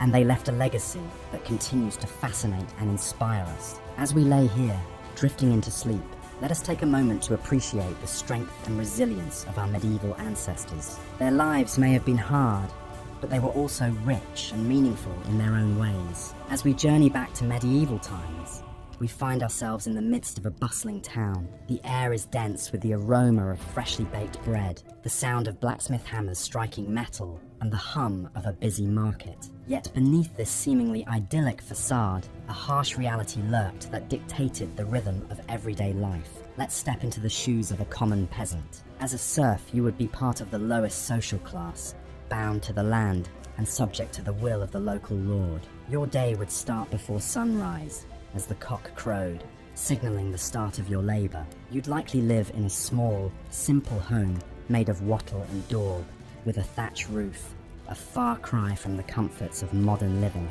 The home would be shared with your family and possibly some livestock, as animals were often brought inside for warmth and protection from thieves. Your diet would be far from varied or nutritious. You'd eat a lot of bread, made from barley or rye, and perhaps supplemented by vegetables like beans and cabbages. Meat would be a rare luxury, reserved for special occasions or the local lord's table. Instead, you might have a bit of cheese, or a few eggs from your chickens. You would drink ale or mead, as water was often unsafe to drink. The work was backbreaking. You'd toil in the fields, planting and harvesting crops, tending to the livestock, and performing any other tasks the Lord required. The work was not only physically exhausting, but monotonous, leaving little time for leisure or personal growth. Education was a privilege reserved for the clergy and the nobility, so you'd most likely be illiterate, relying on the local priest for information about the world beyond your village. Healthcare in medieval times was primitive at best. The prevailing theory was that of the four humors: blood, phlegm, black bile, and yellow bile. It was believed that illness was caused by an imbalance of these hues, and treatments often involved bloodletting or purging. Without the knowledge of germs or proper sanitation, disease spread quickly, and life expectancy was low. The church played a significant role in everyday life. Sundays and holy days were reserved for worship, and failing to attend Mass could result in punishment. The church was also the centre of social life, where villagers gathered for festivals and fairs. However, the church also wielded significant power and could excommunicate anyone who violated its laws, effectively cutting them off from society. As a serf, you wouldn't have the freedom to choose your own destiny. You couldn't leave the land without permission from the Lord, and your children would inherit your status. The concept of upward mobility was virtually non-existent, and the idea of individual rights would not emerge for centuries. Despite these harsh realities, medieval times were not without their moments of joy and camaraderie.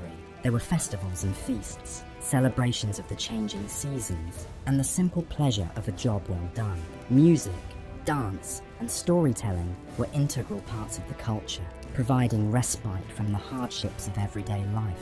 As we return to the present, it's clear that our lives are vastly different from those of our medieval ancestors. We enjoy comforts and freedoms they could hardly imagine.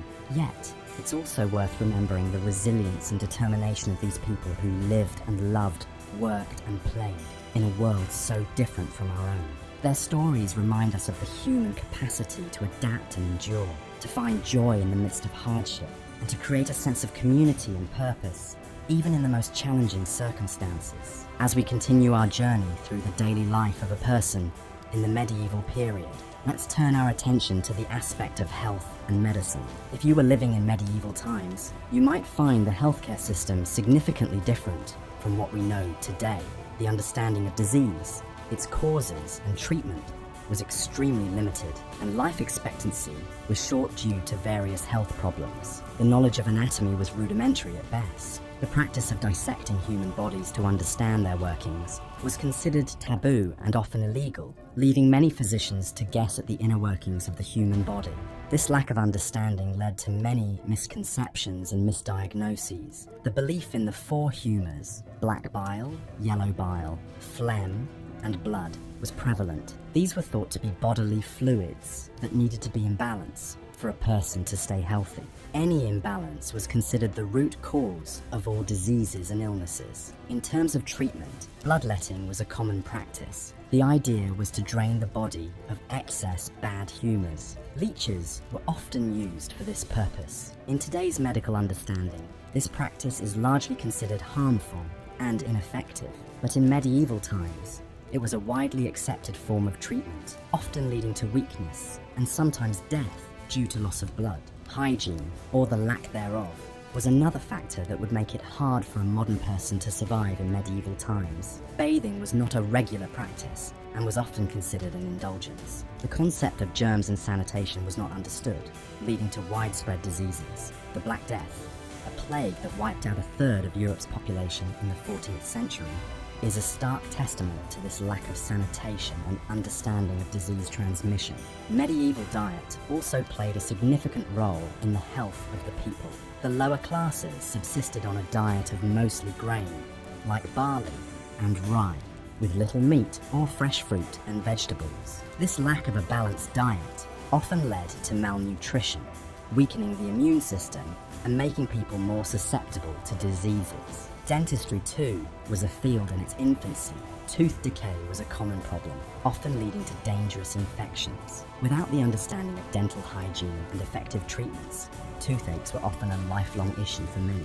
Childbirth was a particularly dangerous time for women. There was a lack of understanding about cleanliness and the need for sterile environments during childbirth, leading to a high rate of maternal and infant mortality. Midwives, not formally trained physicians, usually attended births. Their knowledge was based on experience rather than formal education, leading to many complications and fatalities. Despite these challenges, there were some advancements in medicine during the medieval period. The creation of universities in the 12th century led to the development of medical schools where knowledge was collated and taught. Monasteries served as places of healing, with monks often having knowledge of herbs and remedies. This period also saw the emergence of hospitals, though they were more places for the poor and the sick to go to die. rather than institutions for healing and recovery as we know them today. In conclusion, health and medicine in the medieval period were fraught with challenges. The lack of understanding about the human body, disease and hygiene made it a dangerous time to be alive. The treatments available were often ineffective and sometimes harmful. However, it was also a time of slow progress, with the foundations of modern medicine being laid. As we move to the final section of this journey, let's ponder on the resilience of the human spirit and the drive for survival that saw people through these challenging times. As we continue our peaceful journey through the heart of the medieval period, we find ourselves shifting our focus from the bustling life of the cities and castles to the quieter, but no less important, rural countryside. Here, in the vast expanses of fields and forests, the majority of the medieval population made their living as farmers and labourers, their lives intimately tied to the rhythm of the seasons and the bounty of the earth. Life in a medieval village was far from the romanticised tales of chivalry and courtly love associated with this era.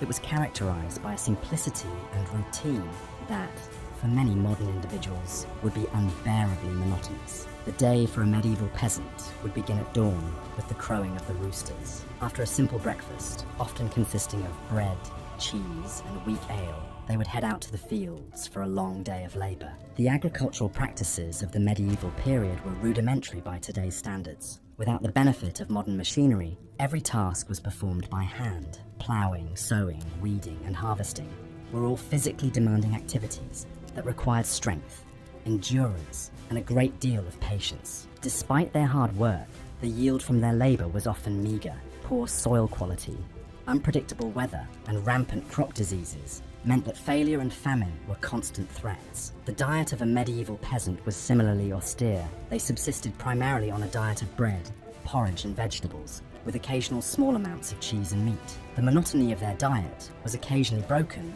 by the availability of seasonal fruits, nuts, and berries. However, these were often preserved for the winter months when food was scarce. Health and hygiene were another area where the medieval period fell short by modern standards. Without understanding the principles of germ theory and sanitation, illness was rampant and often deadly.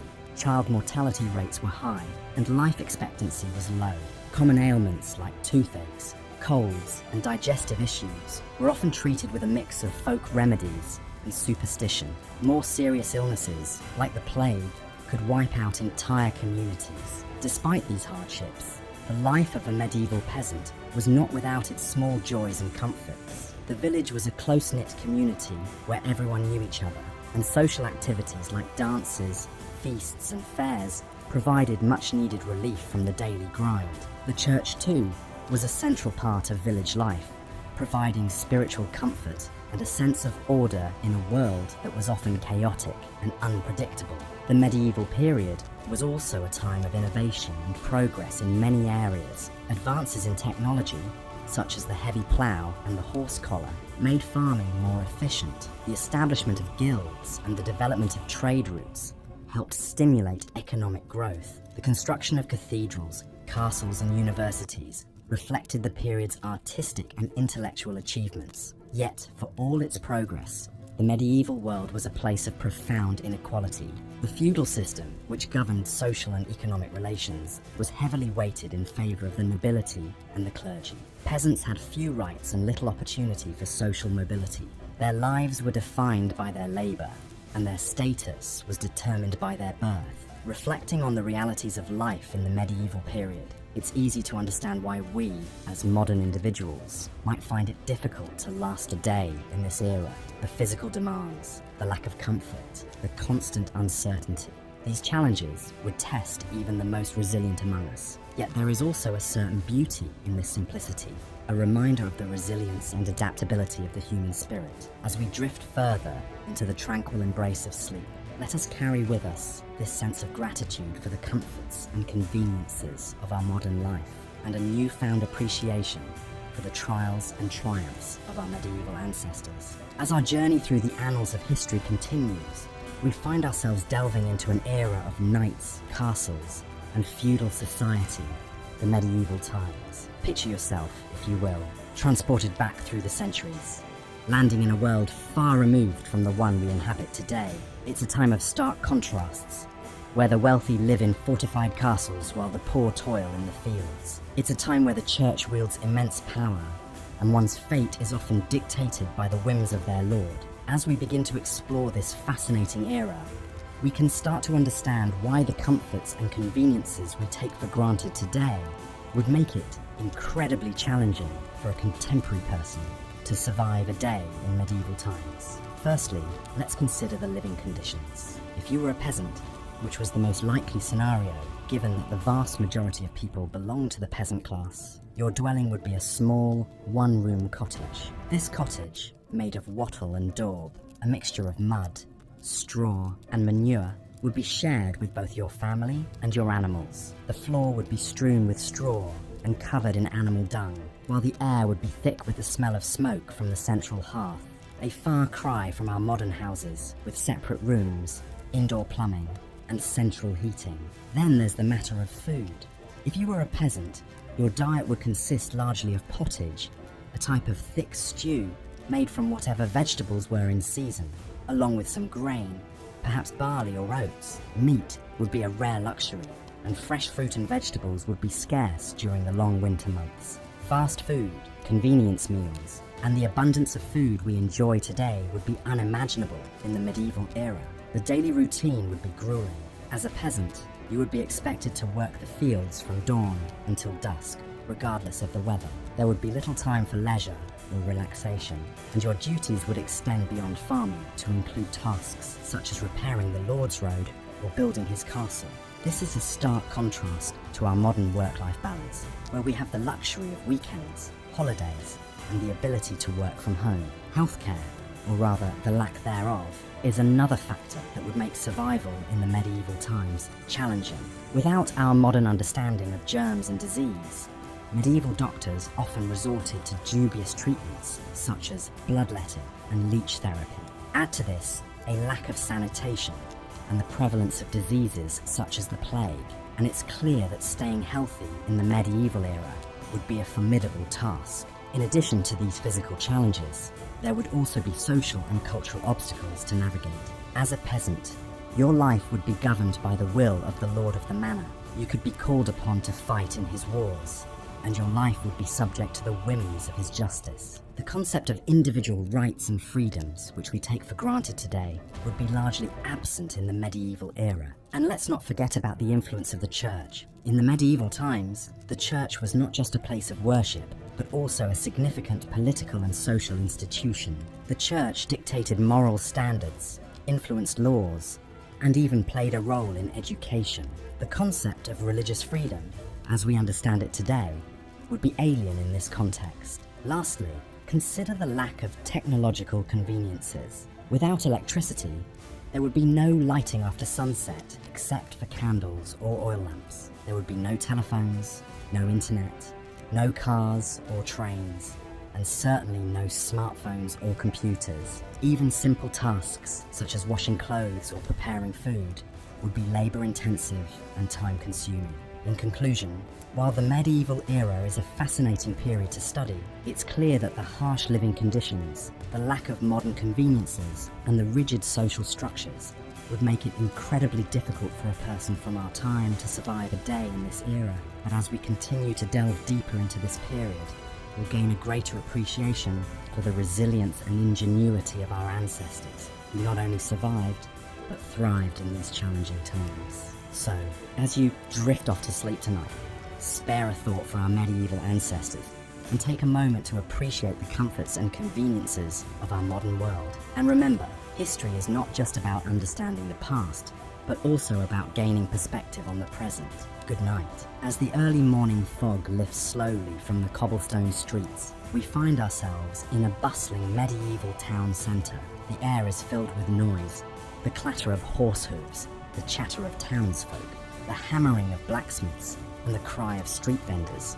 Life in the medieval times was far from quiet, a cacophony of sounds from dawn to dusk, a symphony of existence in an era that was anything but peaceful. If you were a serf, the lowest social class, your day would begin long before the sun rose. Serfs were bound to the land, effectively owned by the local lord. They had no rights and were forced to work long hours, often in the fields, tending to crops and livestock.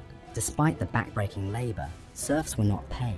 Instead, they were given a small piece of land to grow their own food. Even children as young as 7 were expected to contribute, their small hands perfect for tasks such as pulling weeds or feeding chickens. The diet of a medieval serf was simple and monotonous. Breakfast, if you were fortunate enough to have it, might consist of a hunk of bread and a bit of cheese. Dinner, the main meal of the day, was typically a vegetable pottage, a thick soup made from whatever was available: cabbage, onions, leeks, and beans. Meat was a luxury, saved for special occasions, and the average serf only tasted it a few times a year.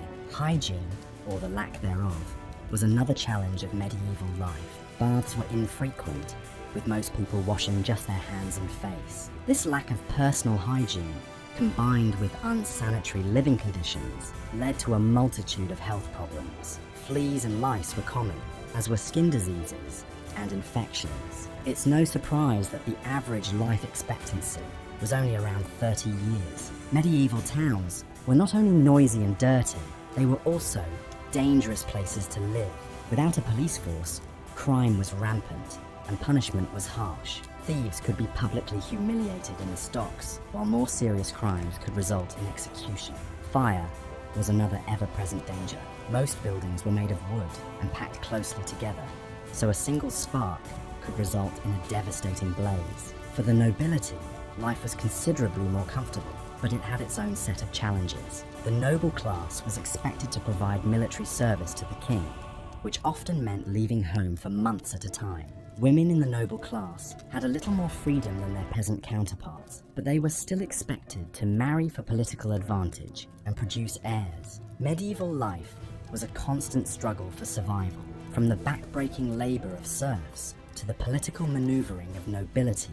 Everyone had their part to play in this complex societal structure, and yet, despite the hardships, people found joy in their lives. They celebrated with feasts and festivals, made beautiful works of art, and told stories that have been passed down through the ages. As we journey further into the medieval times, we'll delve deeper into the daily lives of the people, their beliefs, and their culture. We'll explore the role of the church, the rise of universities, and the flowering of literature and art. Despite the hardships, there's a lot to admire about this resilient society, which has left an indelible mark on our own. And as the twilight descends on our medieval town, we are left with a sense of awe and appreciation for the people who lived, loved, and survived in these challenging times. So, as you drift off to sleep, let your mind wander through the cobblestone streets, the bustling markets, and the grand castles of the medieval times. Picture the serfs tending to their fields, the nobility riding off to war, and the children playing in the streets. Despite the hardships, there's a beauty and resilience in this era that continues to captivate us centuries later. And as you drift off to sleep, let the sounds, sights, and stories of the medieval times lull you into peaceful dreams. As we delve deeper into the daily life of people in medieval times, one cannot overlook the crucial role of labor and work. Each morning, as dawn broke, the serfs, who made up the majority of the population in medieval Europe, were roused from their slumber to begin their tasks. Their day usually started at the crack of dawn, often even before the sun had broken the horizon. The concept of a weekend did not exist, and the serfs toiled from dusk till dawn, 6 days a week, with only the Sabbath day off for religious observance. The labor was intense and grueling. Serfs were essentially peasants who worked on the Lord's land in exchange for protection. They cultivated fields, tended to animals, and performed any other tasks that the Lord deemed necessary. From sowing seeds in the fields to threshing the harvested grain, every task was manual, often involving heavy lifting and strenuous physical activity. The tools were rudimentary, made from wood and iron, and required considerable strength and endurance to operate. A serf's life was not their own. Their existence was dictated by the demands of their lord and the seasons. Not only were the working conditions harsh, but the serfs also lived in a state of constant insecurity. As they had no rights or freedoms, They were at the complete mercy of their lords. They could be evicted from their homes, their meager possessions seized, or their families torn apart at the whim of their lord. In addition, they were obliged to pay crippling taxes and rents, often in the form of crops or labour. This chronic uncertainty and lack of control over their own lives made for a stressful existence. The diet of the medieval serf was as bland and monotonous as their life. Their meals predominantly consisted of dark bread made from rye or barley, and pottage, a thick stew made from grains, vegetables, and occasionally a small amount of meat. The meat was a luxury that was rarely afforded to them, reserved for special occasions or during the winter months. They drank ale or mead, as water was often contaminated and unsafe to drink. Fruits and vegetables were part of their diet, but these were seasonal and not always readily available. The medical care during the medieval period was rudimentary at best. The knowledge of medicine was limited, and most treatments were based on superstition and folklore rather than science. Illnesses were often attributed to supernatural causes, and the remedies were equally bizarre. Bloodletting, for instance, was a common treatment for a variety of ailments. The idea was to balance the four humours of the body: blood, phlegm, black bile, and yellow bile. By removing the excess blood, it was believed that the balance could be restored, thereby curing the disease. Needless to say, this often did more harm than good. In addition to the physical hardships, the mental strain was equally taxing. The life of a serf was monotonous and unchanging, with few opportunities for leisure or recreation. The church provided some solace, with its promise of a better life in the hereafter. The serfs clung to their faith, finding comfort in the rituals and ceremonies of the church. The occasional feast days and holy days offered a respite from the drudgery of daily life and were eagerly anticipated. Life in a medieval city was not much better than in the countryside. The cities were crowded and filthy, with narrow, winding streets and inadequate sanitation. Disease was rampant, and epidemics were common. The houses were small and cramped, often housing multiple families. The air was polluted with smoke from the many fireplaces and the stench from the open sewers. The daily grind of a craftsman in a city was not much different from that of a serf. He too worked from dawn till dusk, 6 days a week. However, unlike serfs, craftsmen had the opportunity to improve their lot through skill and hard work. They could become masters of their craft, own their own shops, and even become wealthy. However, this was not easy and required years of apprenticeship and hard work.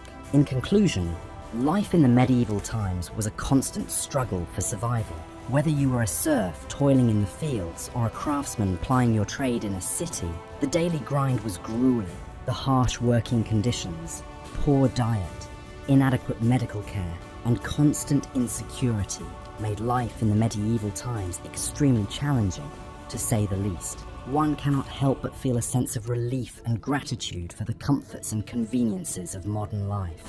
As we drift off to sleep tonight, let us take a moment to appreciate the hardships our ancestors endured and the progress we have made. Good night. In our journey through the Middle Ages, we've traversed the social hierarchy, the daily chores, the cuisine, and the challenges of health and hygiene. Now, let's turn our attention to another, harsher aspect of medieval life: the justice system. In the Middle Ages, the concept of justice was very different from what we understand today. Modern legal systems are built on the principle of innocent until proven guilty. But in medieval times, things were quite the opposite. The burden of proving innocence often fell on the accused, and failure to do so could result in severe punishment. Witch trials are perhaps the most infamous example of medieval justice, but they were by no means the only form of trial. Trial by combat, trial by ordeal, and compurgation were all methods employed, each one more terrifying than the last. Trial by combat, for example, was exactly as it sounds. The accused and the accuser would fight, and God would supposedly grant victory to the innocent party. It's not hard to imagine how this system could be easily manipulated by those with strength or fighting skill. Trial by ordeal was similarly gruesome. The accused would be subjected to a physically painful or dangerous task, such as carrying a hot iron for a certain distance, or retrieving a stone from a pot of boiling water. If their wounds healed cleanly within a set time, they were considered innocent. If not, they were guilty. This method was based on the belief that God would intervene on behalf of the innocent, a notion that seems dangerously naive to us now. Compurgation, on the other hand, required the accused to swear an oath of innocence, backed by a group of oath helpers who would vouch for their honesty. This method relied heavily on one's reputation within the community and could be easily skewed by personal bias. Punishments for crimes varied widely, from fines to corporal punishment to death. The severity of the punishment often depended on the social status of the accused and the nature of the crime. For instance, a nobleman might be fined for a crime that would earn a peasant a whipping or worse. Beyond the legal system, violence was a common part of everyday life in the Middle Ages. Raids and skirmishes were frequent, and personal safety was far from guaranteed. The lack of a centralized police force meant that people had to take their safety into their own hands, often leading to brutal reprisals and cycles of violence. And then there were the wars. The Middle Ages were a time of near constant conflict, from the Crusades to the 100 Years' War. These wars were not only deadly, but also incredibly disruptive to everyday life. They could lead to food shortages, displacement, and widespread destruction. In addition to these physical hardships, the psychological toll of living in such uncertain times cannot be understated. The constant threat of violence, the fear of accusation, and the general unpredictability of life would have been incredibly stressful. It's hard to imagine getting a good night's sleep under such conditions. Despite these hardships, people in the Middle Ages found ways to adapt and survive. They developed systems of mutual aid and protection, like guilds and confraternities. They sought solace in religion and found joy in festivals and feasts. But even so, it's clear that life in the Middle Ages was far from easy. The harsh realities of medieval justice, the ever-present threat of violence, and the psychological stress of living in such a time would be enough to challenge even the hardiest of souls. It's a stark reminder of how far we've come, and a testament to the resilience of the human spirit. As we close this chapter, let's take a moment to appreciate the relative comfort and security of our modern lives. While we still face challenges and uncertainties, they pale in comparison to the trials of medieval times. So, as you drift off to sleep, be grateful for the peace and safety of your own bed, and for the progress that has been made over the centuries. Good night. In our exploration of life in the medieval times, we now come to the matter of law and order, a topic that further underscores why a modern individual might find survival difficult in this era. The legal system of the Middle Ages was quite different from the one we are familiar with today.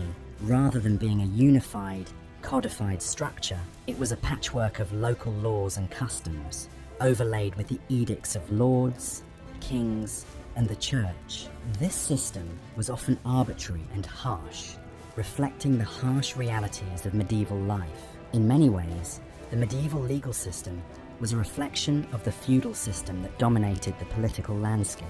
Lords had wide-ranging powers over their vassals and serfs, including the right to administer justice and punish crimes.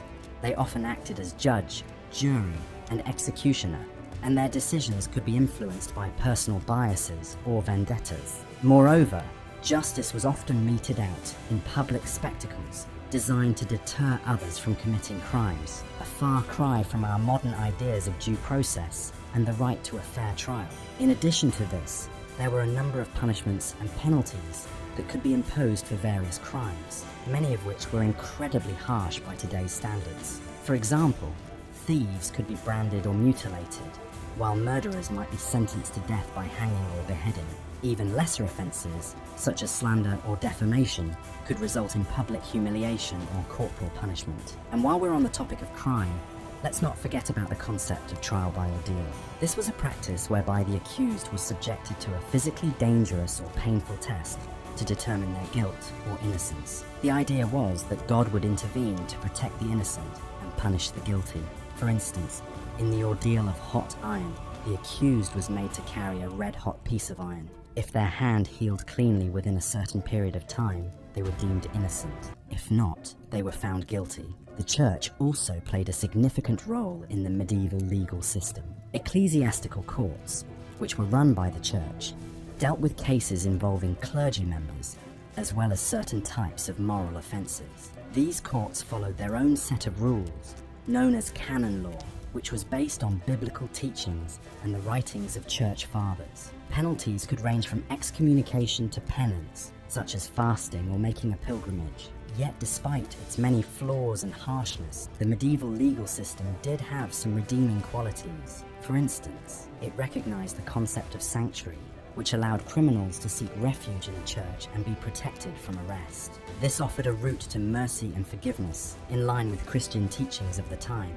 Moreover, the system also laid the groundwork for many of the legal principles and institutions that we take for granted today.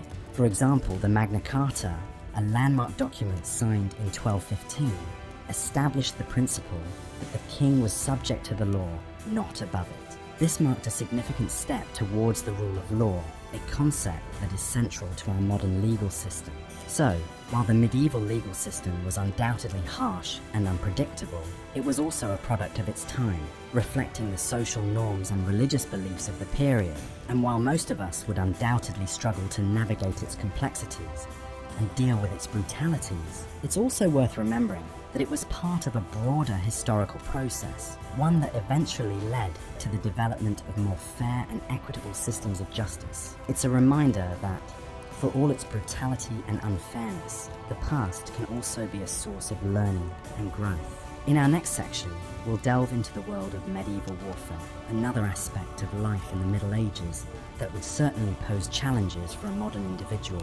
From the chivalrous knights and their code of honor, to the large-scale battles and sieges, we'll explore the realities of combat in this era and the toll it took on those who lived through it. So, as you drift off to sleep, let your mind wander to these distant, tumultuous times, and remember that the struggles and hardships of the past have helped shape the world we live in today. As we delve deeper into the medieval period, it's important to remember that life in this era was not a romanticized adventure, often depicted in tales of knights and damsels. It was a time of hardship, constant work, and survival.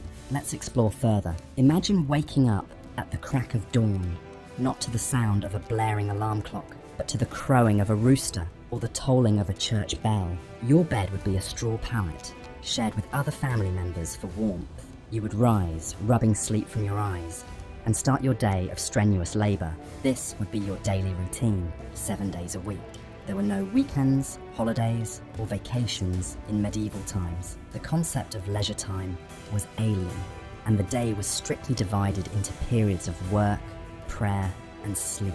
Most people in medieval times were peasant farmers, living in small rural communities. Their lives were governed by the seasons and the cycle of crops. Spring would be a time of ploughing and planting. Summer was for tending the fields. Autumn was the harvest. And winter was a time of preparation for the next year. The work was backbreaking, done with simple tools that required great physical effort. Peasants would toil in the fields from dawn till dusk, with only a brief pause for a midday meal. Food was a constant preoccupation in medieval times, as it determined survival. The diet was monotonous and consisted largely of dark, coarse bread, made from rye or barley. Peasants might supplement this with vegetables from their garden, such as beans, peas, onions, and cabbages. Meat was a luxury, usually only available on special occasions. It was a difficult life, but not without its moments of joy and celebration. Harvest time, for example, was a time of communal endeavour and shared happiness. Medieval towns were dirty, crowded, and noisy. The streets were narrow and unpaved, lined with wooden houses that were prone to fires. Sanitation was poor, with waste often thrown into the streets or into open pits. Diseases were common, with outbreaks of plague and other illnesses regularly decimating the population. Despite these challenges, towns were also vibrant places, filled with a variety of trades and crafts. There were blacksmiths, bakers, tailors, carpenters, and many others, all contributing to the bustling economy of the town. In medieval times, the church was a central part of everyone's life. It provided a moral framework and a sense of community. It offered hope and solace in a harsh world, with the promise of eternal life in heaven. The church controlled many aspects of daily life, including education. Most people were illiterate, and the few who could read and write were usually members of the clergy. Medieval medicine was a mixture of superstition, herbal remedies, and religious belief. Doctors were rare and expensive, so most people relied on the local wise woman or herbalist for treatment. Many diseases and injuries were beyond the understanding and capability of medieval medicine, leading to high rates of mortality. Warfare was a constant threat in medieval times. Knights and soldiers were highly trained in combat, but the majority of fighting men were ordinary peasants, called up to serve their lord in times of conflict. Battles were brutal and bloody affairs, with no concept of human rights or the treatment of prisoners. Despite the hardships and dangers of medieval life, people found ways to enjoy themselves. There were festivals and feasts, dances and games. Music and storytelling were important parts of culture, offering an escape from the harsh realities of life. The medieval world was also a deeply spiritual one, with a strong belief in the supernatural. People believed in witches, fairies, and other magical beings, and these beliefs were often intertwined with religious ones. In conclusion, life in medieval times was tough and challenging. It was a world of hard work, simple pleasures, and constant dangers, but it was also a world of community, spirituality, and resilience. Despite all the hardships, people found ways to survive and even thrive. It's a testament to the human spirit that even in the harshest of times, people found ways to create beauty and meaning. So, as you drift off to sleep, remember the resilience and strength of our medieval ancestors, and let their stories inspire you. Now we delve into the judicial system of the medieval era, a topic that always seems to intrigue the curious minds of historians and enthusiasts alike. It was a time where the rule of law was rather different from what we know today.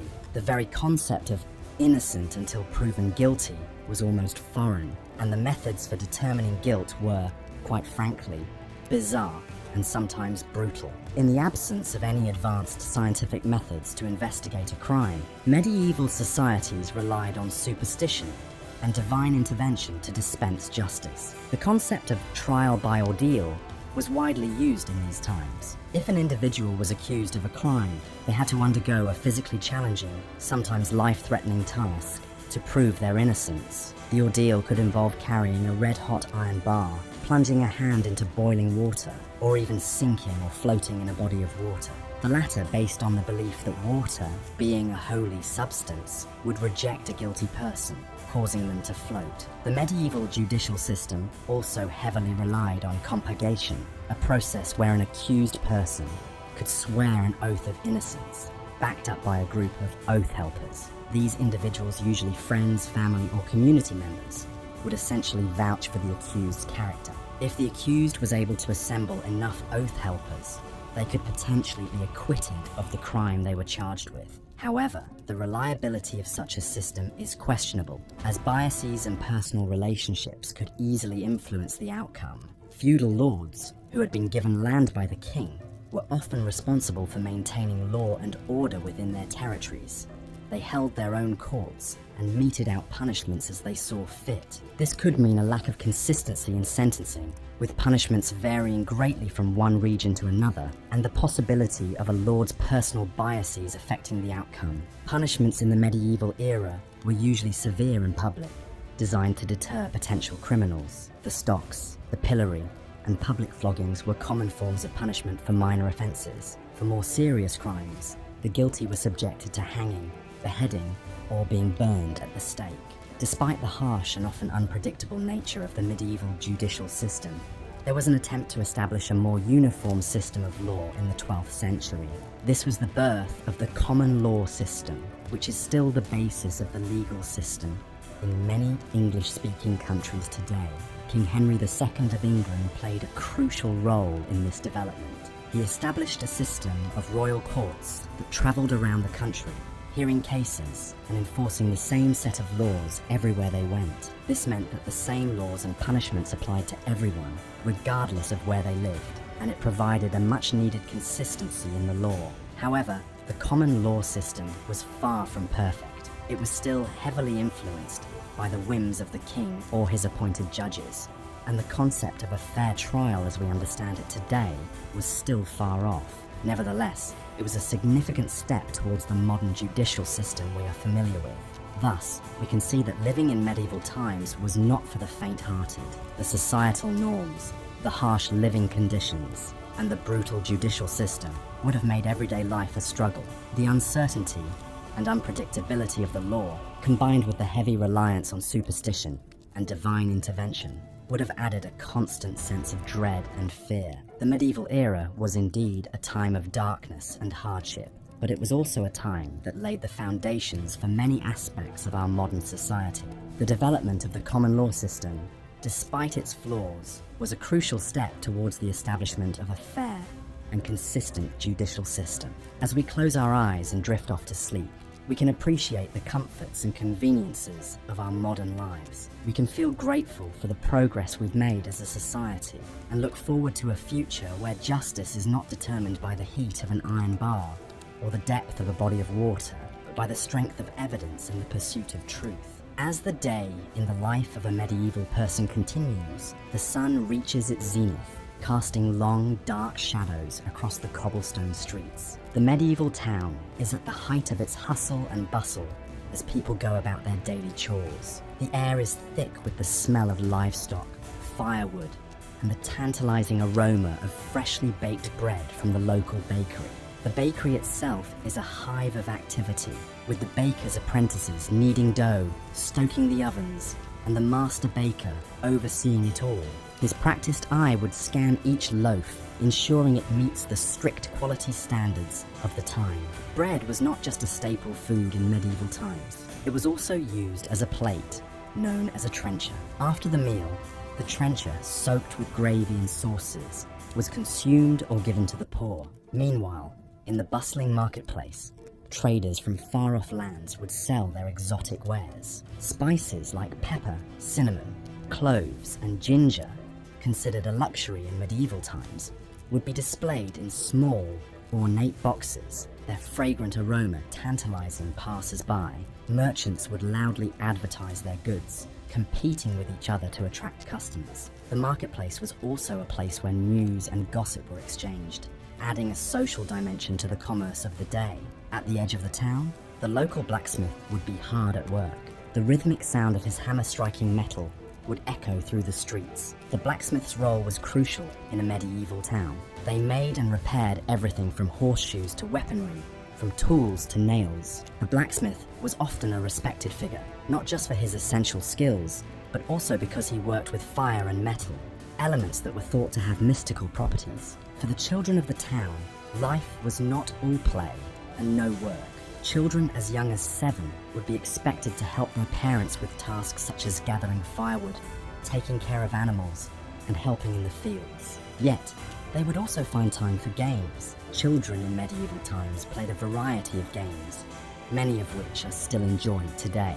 Marbles, hopscotch, and tag were all popular pastimes. As the afternoon sun began its descent, the monotonous tolling of the church bell would call the townsfolk to prayer. The church was the heartbeat of a medieval town.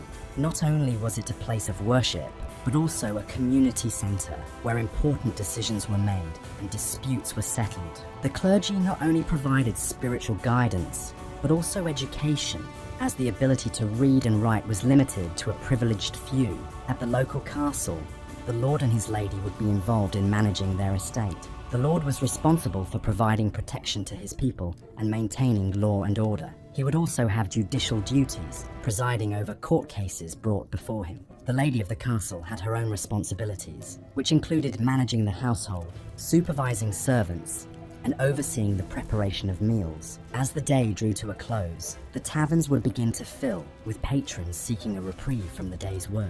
Ale was the drink of choice, often safer to consume than water, which could be contaminated. Music, storytelling, and games of chance would provide entertainment as the townsfolk relaxed and socialized. As the last rays of the sun disappeared over the horizon, the town would slowly quieten down. Fires would be doused, doors would be bolted, and people would retire to their beds, ready to start another day in the medieval world. This is a glimpse into the life in medieval times, a period characterized by harsh realities, but also by a sense of community and shared values that shaped our world today. Thus we come to the end of another day in our journey through the Middle Ages, a time of chivalry and hardship, of tradition and transformation. So close your eyes and let the sounds of the past lull you into a peaceful slumber as we prepare to explore a new day in the life of a medieval villager in our next section. Good night, dear listener. As we continue our exploration of daily life in the medieval times, we now turn our attention to the often harsh and challenging living conditions. The comforts of modern life that we take for granted would be far from possible in the medieval era. In medieval times, most people lived in small, rural villages. The houses were typically made of wattle and daub, a mixture of sticks and mud. The roofs were thatched with straw or reeds. These humble dwellings provided some protection from the elements, but they were far from comfortable.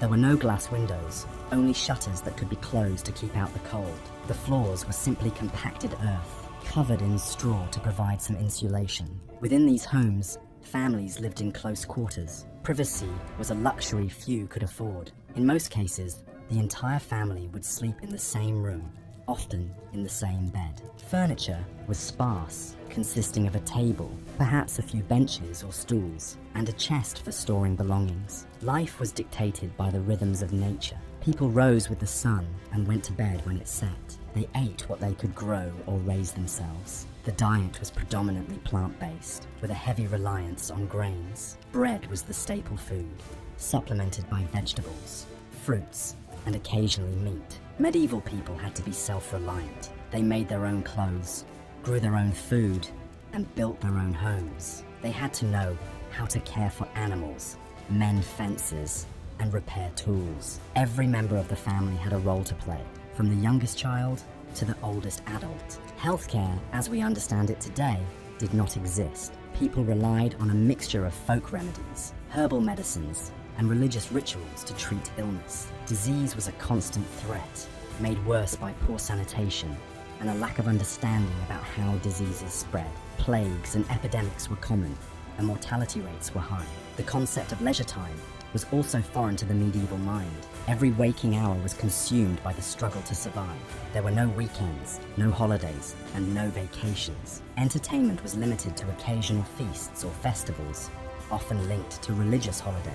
The role of religion was central to medieval life. The church was not just a place of worship, but also a community centre, a school, and often the largest and most impressive building in the village. Religious rituals and observances punctuated the daily routine, providing a sense of structure and order amid the uncertainty of life.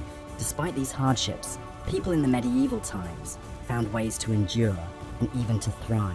They formed close-knit communities, relying on each other for support and mutual aid. They developed skills and crafts that are still admired today, and they left us a rich cultural legacy in the form of literature, art, architecture, and music. Living in the medieval times was undoubtedly challenging, but it was also a time of innovation and resilience, of community and faith, of strength and perseverance. It was a time that shaped our world in countless ways, and its influence can still be felt today. As we come to the end of our exploration of the medieval era, let us remember not just the hardships and challenges, but also the achievements and the enduring legacy of this fascinating period in history.